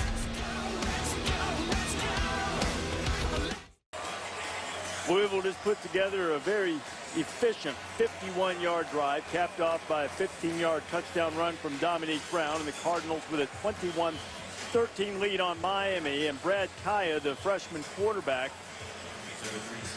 going to try to get his team back on the field. And I mean, the best thing for them is to avoid third down situations altogether, but Miami has not been able to convert any of them so far tonight. John Wallace getting set to kick it away.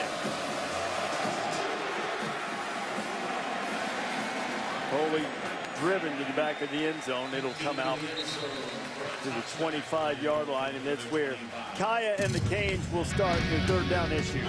Yeah, and you've seen it. You've seen it in short yard situations when they've tried to run the ball. The line of scrimmage has been owned. You've seen it in long situations when they've tried to pass.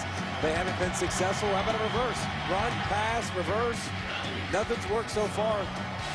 It's been a struggle for their offensive line and their quarterback. I like that this Louisville defense, guys, has not given up a lot of explosive plays. And they're forcing a true freshman quarterback on the road to lead his team 10, 12, 14 plays to put points on the board. Louisville's been great in the red zone when they've been on a short field and sudden change. Forced a turnover, gave up a field goal. Todd Grantham's calling a very good game tonight. Grantham will move to Louisville from Georgia, where he coordinated the defense. And Mark Rick.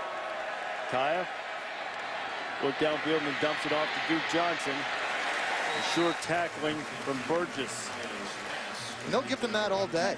You know, keep the football in front. We've seen tremendous team speed on defense. You take a look at the three-headed monster from Miami and Philip Dorsett, Clive Walford, and Stacy Coley. Walford had 2 catches back-to-back, but with the exception of Dorsett's deep crossing route, really not a lot going in the deep passing game for Miami. Dorsett watching now, and there's Coley. Kaya, nobody in particular. Malden was applying the heat. And that's horrible protection again. And throw in another guy, too. You did the three-headed monster receiver, but Duke Johnson's another guy. Yeah. It's the first time they threw it out of the backfield to him, but hadn't had any success rushing either.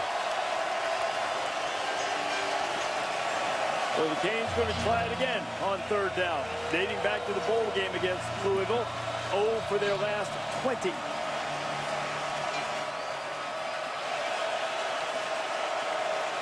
Blackout crowds alive, and Miami's been pretty much blacked out on third down.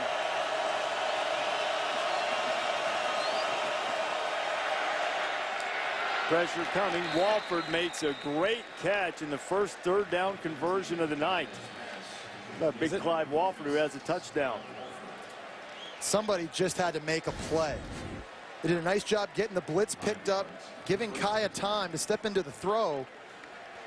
He's a really good weapon, Walford is. Mismatch on smaller defensive backs like safety Gerard Hallman right there. He's a guy they need to start looking for more often. 1 for 10 on third down now. It's 10%. A little tip for you. That's not going to get it done. Kaya. Covered underneath, and it's intercepted by Sample.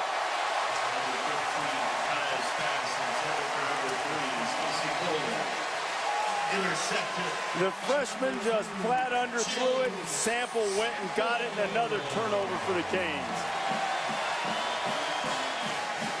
Todd Grantham fired up. His defense has come up big in big moments. Huge turnover, and you nailed it on the head. This is an open receiver. If he leads him down the field, puts more air under it, like the first throw he had to Clive Walford. But, David, there's another example of team speed on defense. Yeah, I mean, Sample able to close the gap. Yeah, but it was a horrible throw. Yeah. I mean, there was 2 guys open. You could have thrown the Dorsett closer than that, too, and got the first down. That's just a bad job. He tried to get his feet squared up and make a play, but it was just a terrible throw. And if he puts that thing on Dobard might still be running. Speaking of still running, James Quick is for Louisville. And the Cardinals back inside the 40. And back-to-back possessions where you start at midfield. Remember, Louisville was backed up the whole first half. Limits what you can do. Now they got the offense rolling with good field positioning. Grantham should be happy, too, for causing the turnovers. And Gardner's had a couple of miscues, putting the ball on the ground when pressured, but 16 of 23, efficient passing the ball. Short gain on first down for Brown. I like it. Yeah, I know it's not a lot of yards, but I'm staying committed to the running game if I'm Bobby Petrino and Louisville, just leaning on this defensive front seven, starting to get your bigger bodies up front. You just got the ball back very quickly in this defense. Now you're starting to see some guys with their hands on their hips, getting a little bit tired. This offensive line has a chance to take this game over here in the second half.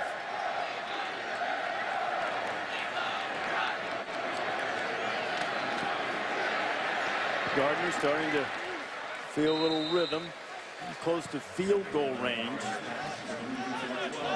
De La Cruz on the grab, so a third down coming up for Gardner.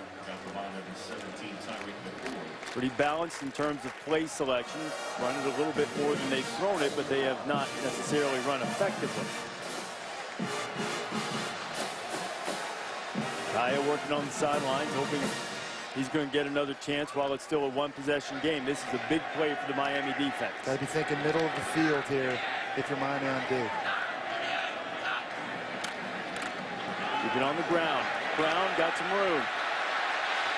Thought for a second Dominique wasn't going to put his foot in the ground and get upfield soon enough, but he did. Very patient. James Quick, the receiver, got a good block out there, and it's a first down for the Cards. That's 240 pounds that you got to consistently tackle over and over and over. A big offensive line leaning on you. From Louisville, I'm liking this. And, you know, that's a factor wearing you down as well. Yeah. Like you said, right? Not just the offensive line, but a big back like Brown. Well, that's one of the factors that Al Golden said contributed to the defensive struggles last year. Is what we've talked about on offense, a failure to stay on the field very long.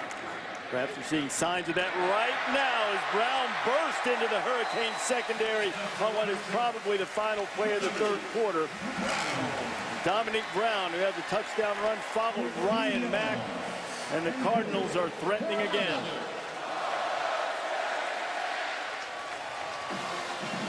This is ESPN's College Football Primetime, sponsored by Capital One as part of Dick's Sporting Goods Kickoff Week. The final game of the first weekend, Cardinals up by 8 and threatening as we go to the fourth.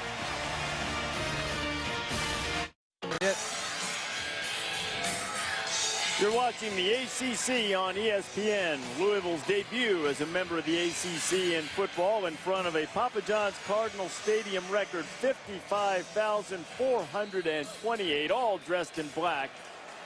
And looking to see if their Cardinals can go up by 2 scores, 21-13 as we start the fourth quarter. Louisville with a 1st and 10 from the 11-yard line of Miami. Will Gardner's hit all 6 of his passes in the second half.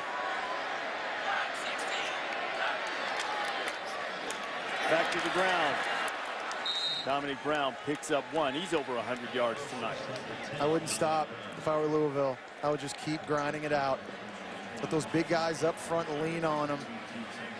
You've seen them gash them a couple times now. But now in the fourth quarter where these games are won and lost, oftentimes up front in the line of scrimmage, let this offensive line take over. There's the 10-yard line. Wonder if David brought up a little while ago that Miami defense is getting a little bit gassed.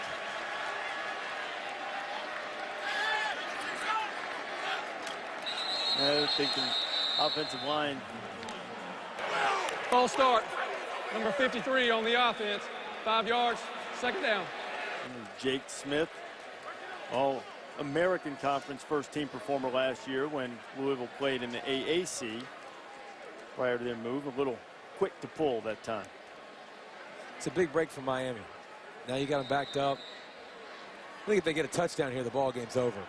Maybe because it's still a one-possession game right now. You want them to a field goal you got a chance. Now your offense has been pretty bad so far. You know, the offense has been non-existent largely in this half of Miami. Gardner just throws it away down the sideline, and again, he was getting heat from Olsen Pierre, but he's fumbled a couple of times tonight, and that wasn't exactly taking care of the football either. You are going to give Bobby Petrino a heart attack on the sidelines right here. I mean, at this point in juncture in the game, David just told you the situation. If you score some points, you've got to be smart and be careful. Understanding, of course, you don't want to take a sack. You got to be able to throw that football away early, live to play another down. You just can't start recklessly heaving footballs down into the end zone. I mean, that could have been disastrous for Louisville. So you're going to get a draw here then? Well, they're going to let him throw it, but it's going to be safe. Tunnel, bobbled, and save. Yeah. Eli Rogers had it, and then he didn't, and then he did again, and he didn't, and finally he got it. But you're right, it is safe. A draw or a screen. Don't throw the ball far down the field so you don't have a chance to turn it over. And the way your defense is played, I don't think you're angry. You're fine. You probably don't think they could score once, more or less twice. And John Wallace can make this a two-possession game if he can knock it through from 28 for his career inside the 40. He's 32 of 35. So historically, this has been money. And it is again. Two-possession game. Petrino's return, he has an 11-point lead and 13-11 to go. See how much the freshman has to say about changing this down the gut of the game for Miami. Kaya picked off last time. He'll try to get something going when you come back for Al Golden.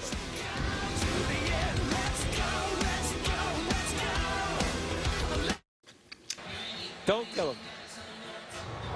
Lights of the city of Louisville across the river. A Derby City, capping off the first weekend of college football here in the ACC. Reigning national champion and ACC champion Florida State had to hang on against Oklahoma State down in the Cowboys Classic. The Hat got a good fourth quarter from Kenny Hilliard to come back against Wisconsin. Todd Gurley vaulted right to the top of the Heisman discussion with his brilliant performance against Clemson, and he's still running. What about the guy underneath him? Kenny, which one? Hill. Kenny Hill. 511 yards. Brett called that game, didn't he? He did. With a hump. Yes, he was on that call. Casey Coley. It's out to the 29-yard line. Coley with a valiant effort.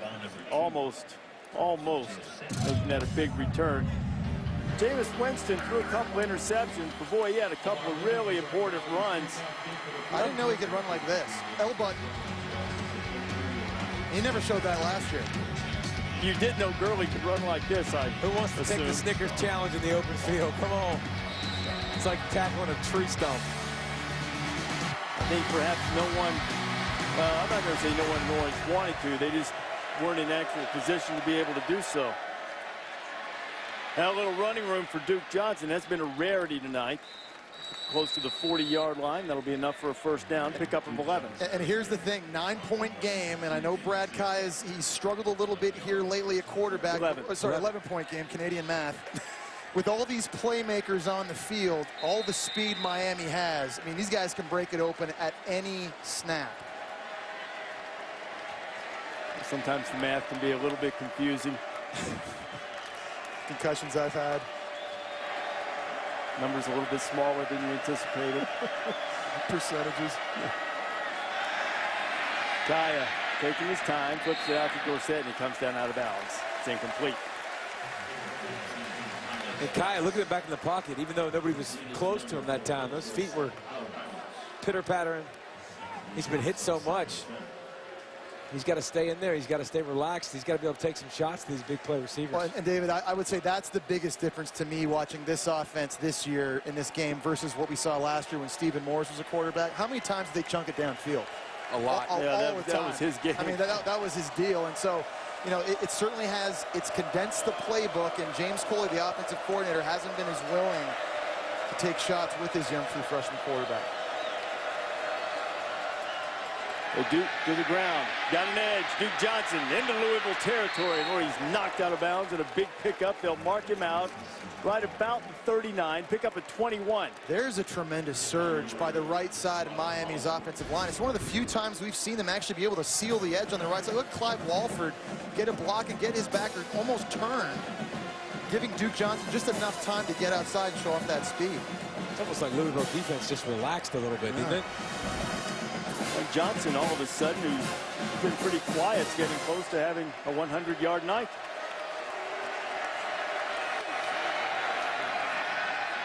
Get Kai on the move in the pocket. He's going to throw back, and he's got a man wide open on the wheel, and it is Johnson out of the backfield, and Miami set up inside the 5.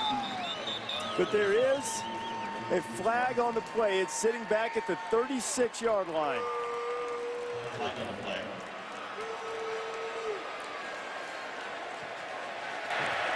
Ineligible downfield. Number 63 on the offense. 5 yards. First down. I'm going to need to see this because they never, ever call this against, the zone read teams. Right? They don't call it against the multi-zone read teams that are called run pass. We can't. You can't be more than 3 yards down while the quarterback has the football. It's not 3 yards in today's football. It's like 6. So you're saying he was way past that? He was. I'm saying in football, they're letting you get away with 3 every single play. That negated a 36-yard gain, and to be fair to the officials, it was hard to tell from that angle, but when you saw the headgear of Danny Isidore, it didn't look like he was well downfield. Duke Johnson catching his breath after running that wheel route. Gus Edwards into the lineup.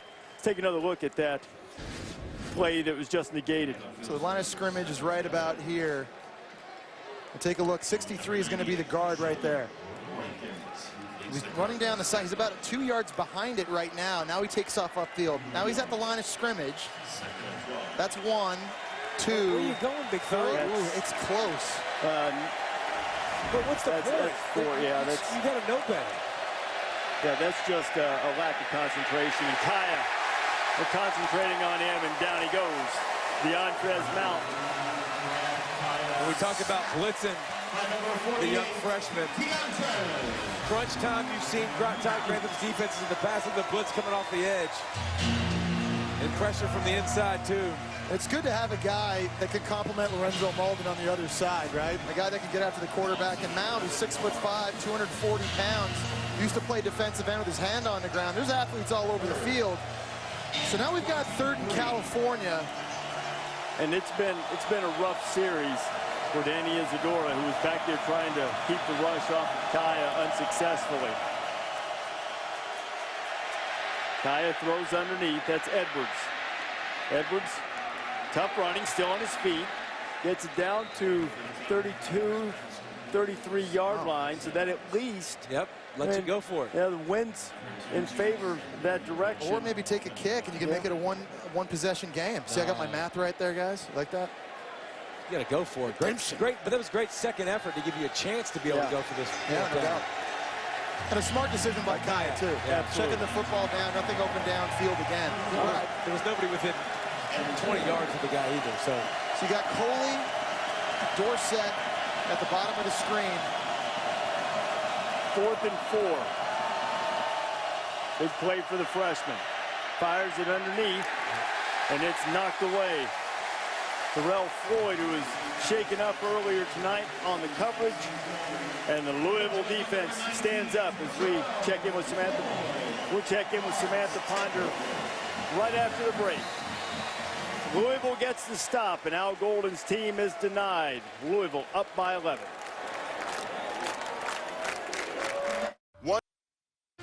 ESPN College Football Primetime is presented by the Quicksilver Card from Capital One.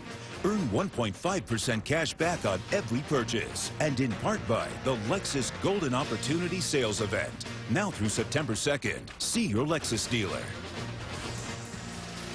Opening night in the ACC for the Louisville football program. 9 minutes and 30 seconds away from it being a winning one in the re-debut, if you will. Bob Petrino in his second stint as the Cardinals head coach. His team up by 11, just came up with a 4th down stop against Miami to get the ball back with an 11-point lead. Will Gardner making his first start, succeeding Teddy Bridgewater. Dominique Brown picks up about 1. And let's take a look at that 4th down play that the Hurricanes failed to convert. Well, right off the top, you're going to see Dorsett here, number 4, wide open in the flat. But anyways, Kaya comes back and tries to work to Coley, and there's a miscommunication on the route with Coley. You see here, Dorsett, get him wide open, and if he throws it to him, I think he scores. Yeah, Louisville completely busted. I mean, there was nobody. No, that was man coverage. Yeah. Crossing route. They both went with the guy. They both with the other guy, and there was nobody with Dorsett. And listen, Coley stopped on the route, too. He paused just for a second over the middle of the field. He needs to keep running. He knows it's man coverage. They're trailing him. He's got to get going. Gardner out in the flat. And to complete to Lamar Atkins, his first catch. Samantha, what do you got? Yeah, Reese, this Miami defense was happy to get some time to rest after they came off the field. Obviously not happy to get no points on the board, but they were absolutely exhausted coming off the field. Got ice-cold towels, had trainers working with them. Even Denzel Perryman, who was the most vocal guy all game, absolutely silent on the sideline. They were happy to get a little bit of rest. Let's see if they can hold here. Now, Sam Perryman has left it all out there. He's played a terrific game tonight. Really, the Miami defense as a whole has played pretty well. Been put in some very difficult situations. See if they can muster up a stop and give their offense another chance down a couple of possessions. Dominique Brown plowing forward, noses the football into Hurricane territory. And you can tell they definitely put an emphasis on turnovers. You see Miami, they're coming in there trying to strip the ball out, all of them. Perryman looks like he's gassed. Yeah. The senior from Coral Gables. First team All-ACC performer last year. And I like what Bobby Petrino's doing here with the tempo, slowing it way down, bleeding the game clock and the play clock, letting it run all the way down, trying to suffocate Miami here.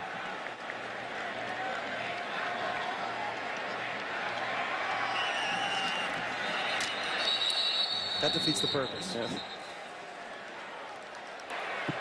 Delay of game on the offense. 5 yards, 2nd down. Wet it down all right, Jason.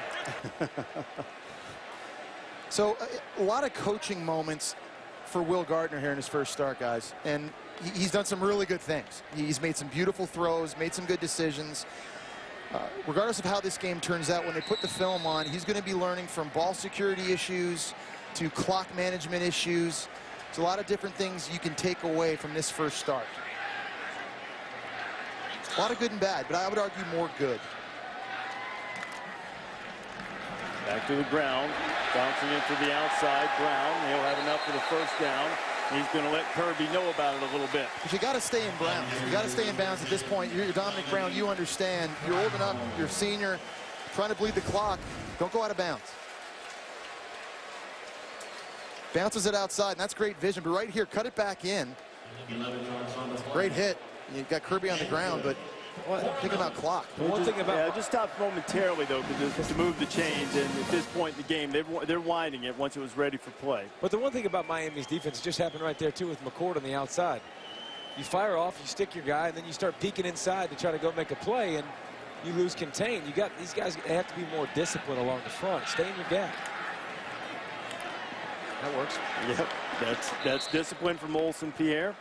Dominique Brown stop. ESPN College Football Primetime presented by Hampton Hotels, coming up Saturday night, 8 o'clock Eastern Time. The Horseshoe, Urban Meyer and the Buckeyes, who had a tough one opening day against Navy, welcoming in Frank Beamer in Virginia Tech. Beamer just got a contract extension. Texas Tech transfer Michael Brewer playing quarterback for the Hokies. Bud Foster will have that defense dialed up and ready for J.T. Barrett, the quarterback who's replacing Braxton Miller after his unfortunate injury that will keep him out for this entire season. 2nd and 13. Dominique Brown crashes down to the 40. Brings up an interesting point about the ACC Coastal this year, guys, and how wide open that is. A lot of people picked Miami to win that division. Remember, they've never played for the ACC championship since they joined the conference in 2005. They did forfeit one, too. Yeah, Right, they would have gotten 2012 there 2 because years of ago. sanctions they have. But, you know, I really think the excuses are over now, though, because the sanctions are gone.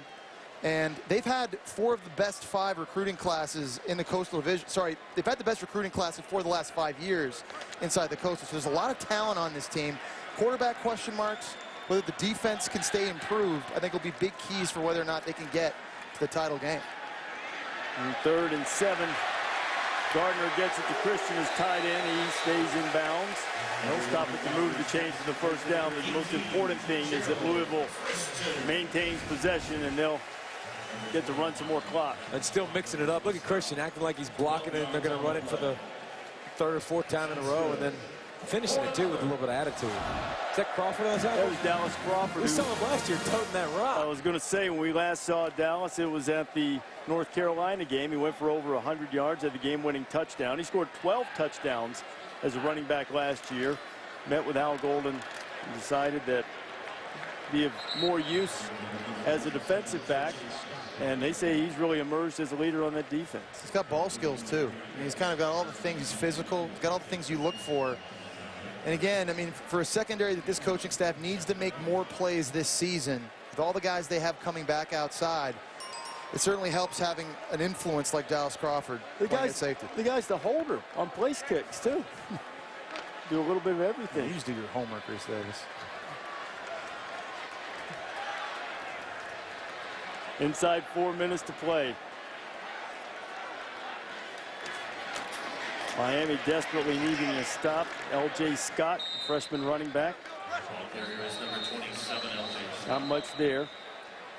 And the Hurricanes are going to use a timeout to try to conserve Miami. as much time as they can, since they need the ball twice. It would be most beneficial if they could at worst hold Louisville to a field goal here.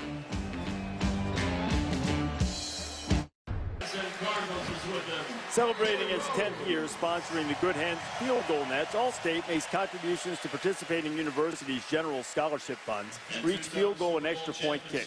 Since 2005, Allstate has contributed more than $3.4 million in scholarship funds. Those guys are hoping, at least the ones in orange, maybe not the guy painted black, but guys in orange hoping that maybe there'll be another field goal attempt here rather than a touchdown, because it's a dire situation for the Hurricanes in any light, but a touchdown would turn out the lights. 3rd and 7 here. Just barely in field goal range. Back to the ground and close to the first down, but I think Dominic Brown's going to be stopped just short. Brown has turned in the 3rd 100-yard rushing game of his career. Now he's up to 133 yards on 30 carries. They're going to go. 4th down, just keep it. Yeah, why not? Put it away. Yeah, absolutely. Well, the way the Miami bleed the offense is clock. played, yeah, you can just eliminate any doubt if you can convert here. And if you don't, they're 80 yards away and they need it twice anyway. I just feel a lot better if I was up 14, though. So you'd kick it? Why not? If you miss it, you're still right there anyways. They still got to go 80. They still got to score twice. Unbalanced to the left. Miami didn't get that lined up right earlier tonight. Brown will get the first down, and the clock will continue to roll. Inside 3 minutes to go as Petrino's team picks up the first down.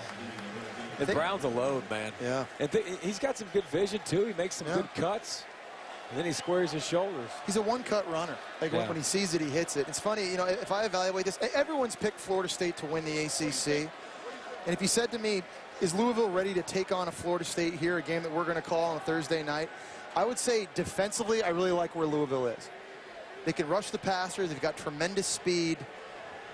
I like that matchup. I'm curious to see how Will Gardner continues to evolve as the season goes on, to find out if they really have a shot at beating Florida State, the national champion. And remember, they are in the Seminoles division along with Clemson, so the Coastal Division historically has been, although Virginia Tech dominated it early, it's been a little bit more unsettled, at least in terms of power teams in recent years. So, and you want to make Will Gardner better? Why don't you bring back one of the best receivers in college football, too? And that makes things easy on the outside, creates more space in the running game. Him and P.J. Williams would be a great matchup. Devontae Parker versus that guy. That'll be fun to watch. It'll be right around the projected time that Parker would be ready to go by the time the Seminoles play the Cardinals. That's a long way down the road. Dominic Brown gets down to about the 12-yard line as we're inside 2.5 minutes to go. Now, the interesting thing when you look at the schedule too, and a lot of the key games, the timing I think for Louisville sets up really well. Key games against Clemson, Florida State, at Boston College, Notre Dame. They get more than a week to prepare for all of those games. And of course, a big one against Kentucky, a rival game at the end. But it does set up pretty well, I think, for them in their first year in the ACC. Give Bobby Petrino that extra time. Well, Petrino has never lost a season opening game. And many of those wins have been against Kentucky, both here at Louisville and last year at Western Kentucky. And this year he gets to close against the Wildcats.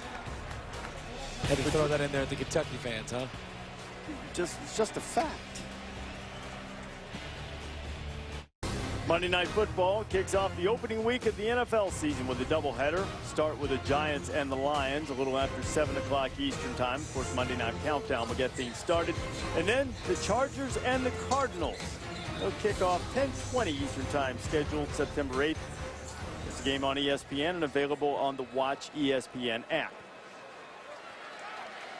Brad Kaya, baptism into big-time college football. It's been a shaky one at times for the Miami quarterback. Louisville trying to put it away. Will Gardner throwing into the end zone, and it's a touchdown for the Cardinals. Gerald Christian.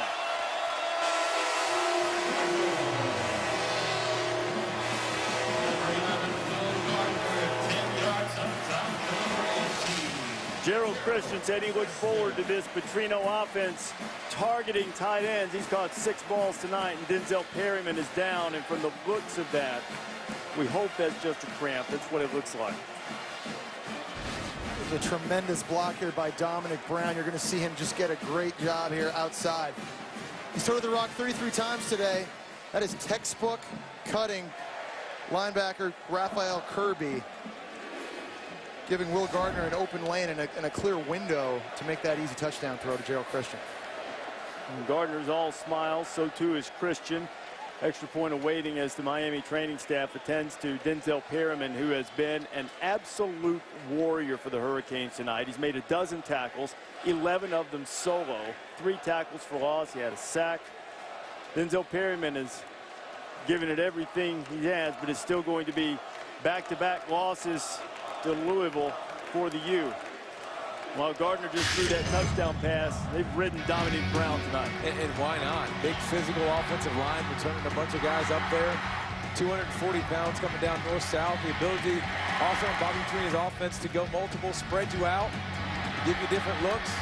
But when you needed it late in this ball game, you handed it to the big fella, and he paid dividends. But I don't think he can do that week in, week out, guys. 33 carries is a lot. Well, Michael Dyer's banged up. He needs to come back. Then you got to get L.J. Scott. He's a big physical cat, too, now. You do. And L.J. Scott, the true freshman, is a guy that they expect to develop, and they've got high hopes for as well. But this guy, no doubt about it, he's been a war daddy today.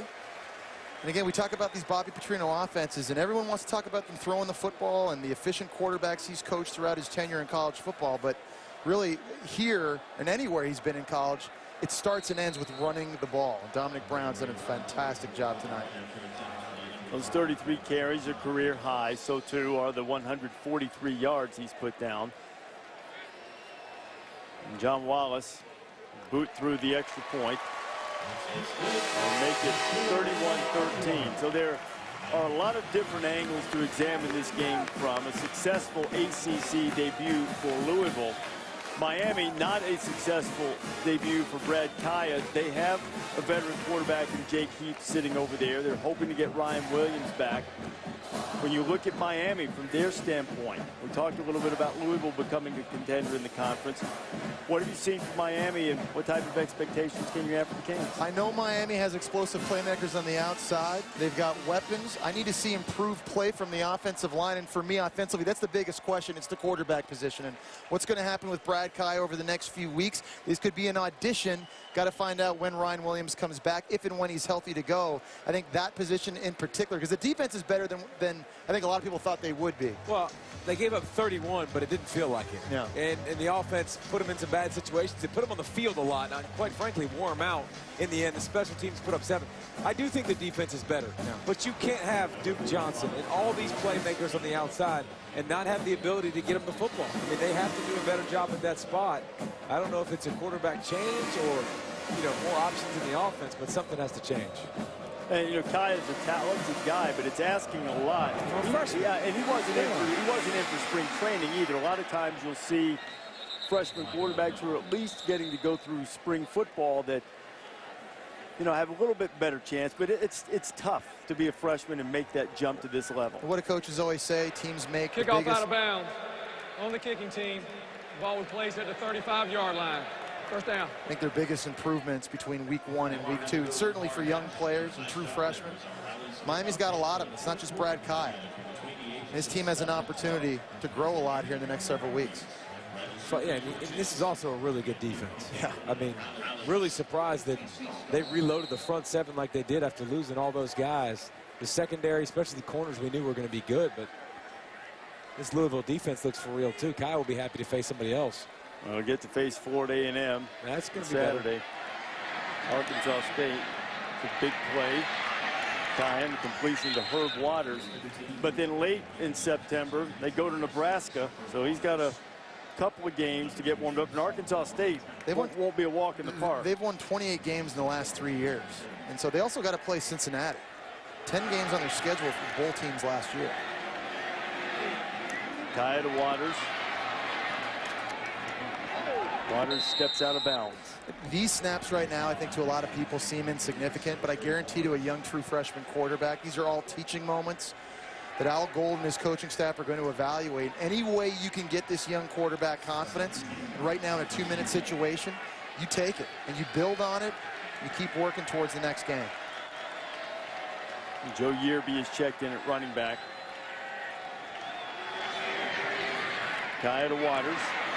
3 catches on this drive for Herb, junior from Homestead.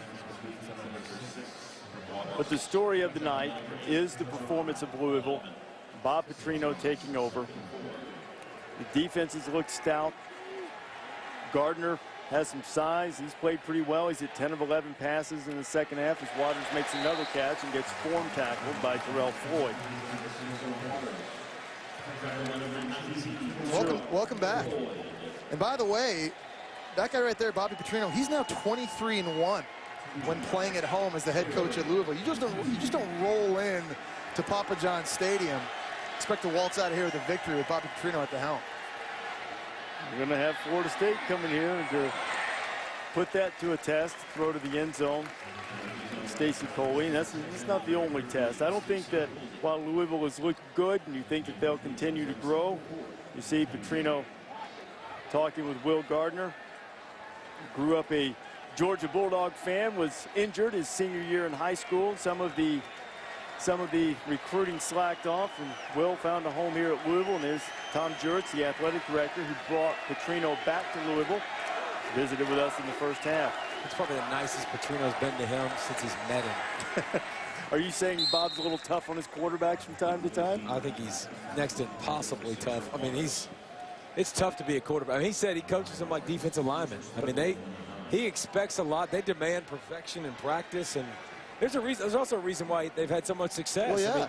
I mean, because he makes you work every single day, makes you understand the offense, and if you don't play good, he'll put somebody else in there. Like Garrett McGee, you saw talking to him. He talked a little bit about the philosophy, and he and Petrino have worked together for years as Kaya's sack, of making it so hard and being so demanding and so tough that when they hit tough times in games, they're not phased. I mean, it's an age-old coaching axiom, but I think that doing it with the quarterbacks a little bit different. There's no coddling quarterbacks in this system. They're great teachers of a very complex offense. This isn't one of those spread offenses where the playbook is a minute amount of plays. Just look at the track record of these coaches and their quarterbacks and how efficient they've been. Go back to Stephon LaForce here, Brian Brom, Ryan Mallett, Tyler Wilson at Arkansas. All these guys put up tremendous numbers and won games Will Gardner has the tools. And yeah, it's tough coaching, but if you take it, you take the good. He's got a lot of skills, guys. I mean, if I'm a Louisville fan, it's one game.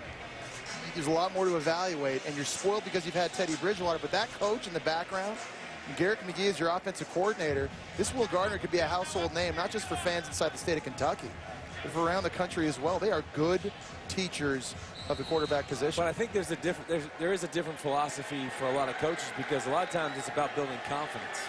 You know, kind of coddling you at the quarterback spot, but not Bobby P. Kaya to Waters. Herb's done just about all of his work tonight on this drive. Now 13 seconds remaining. Miami will have an opportunity to get an excuse me touchdown, which shouldn't matter to many.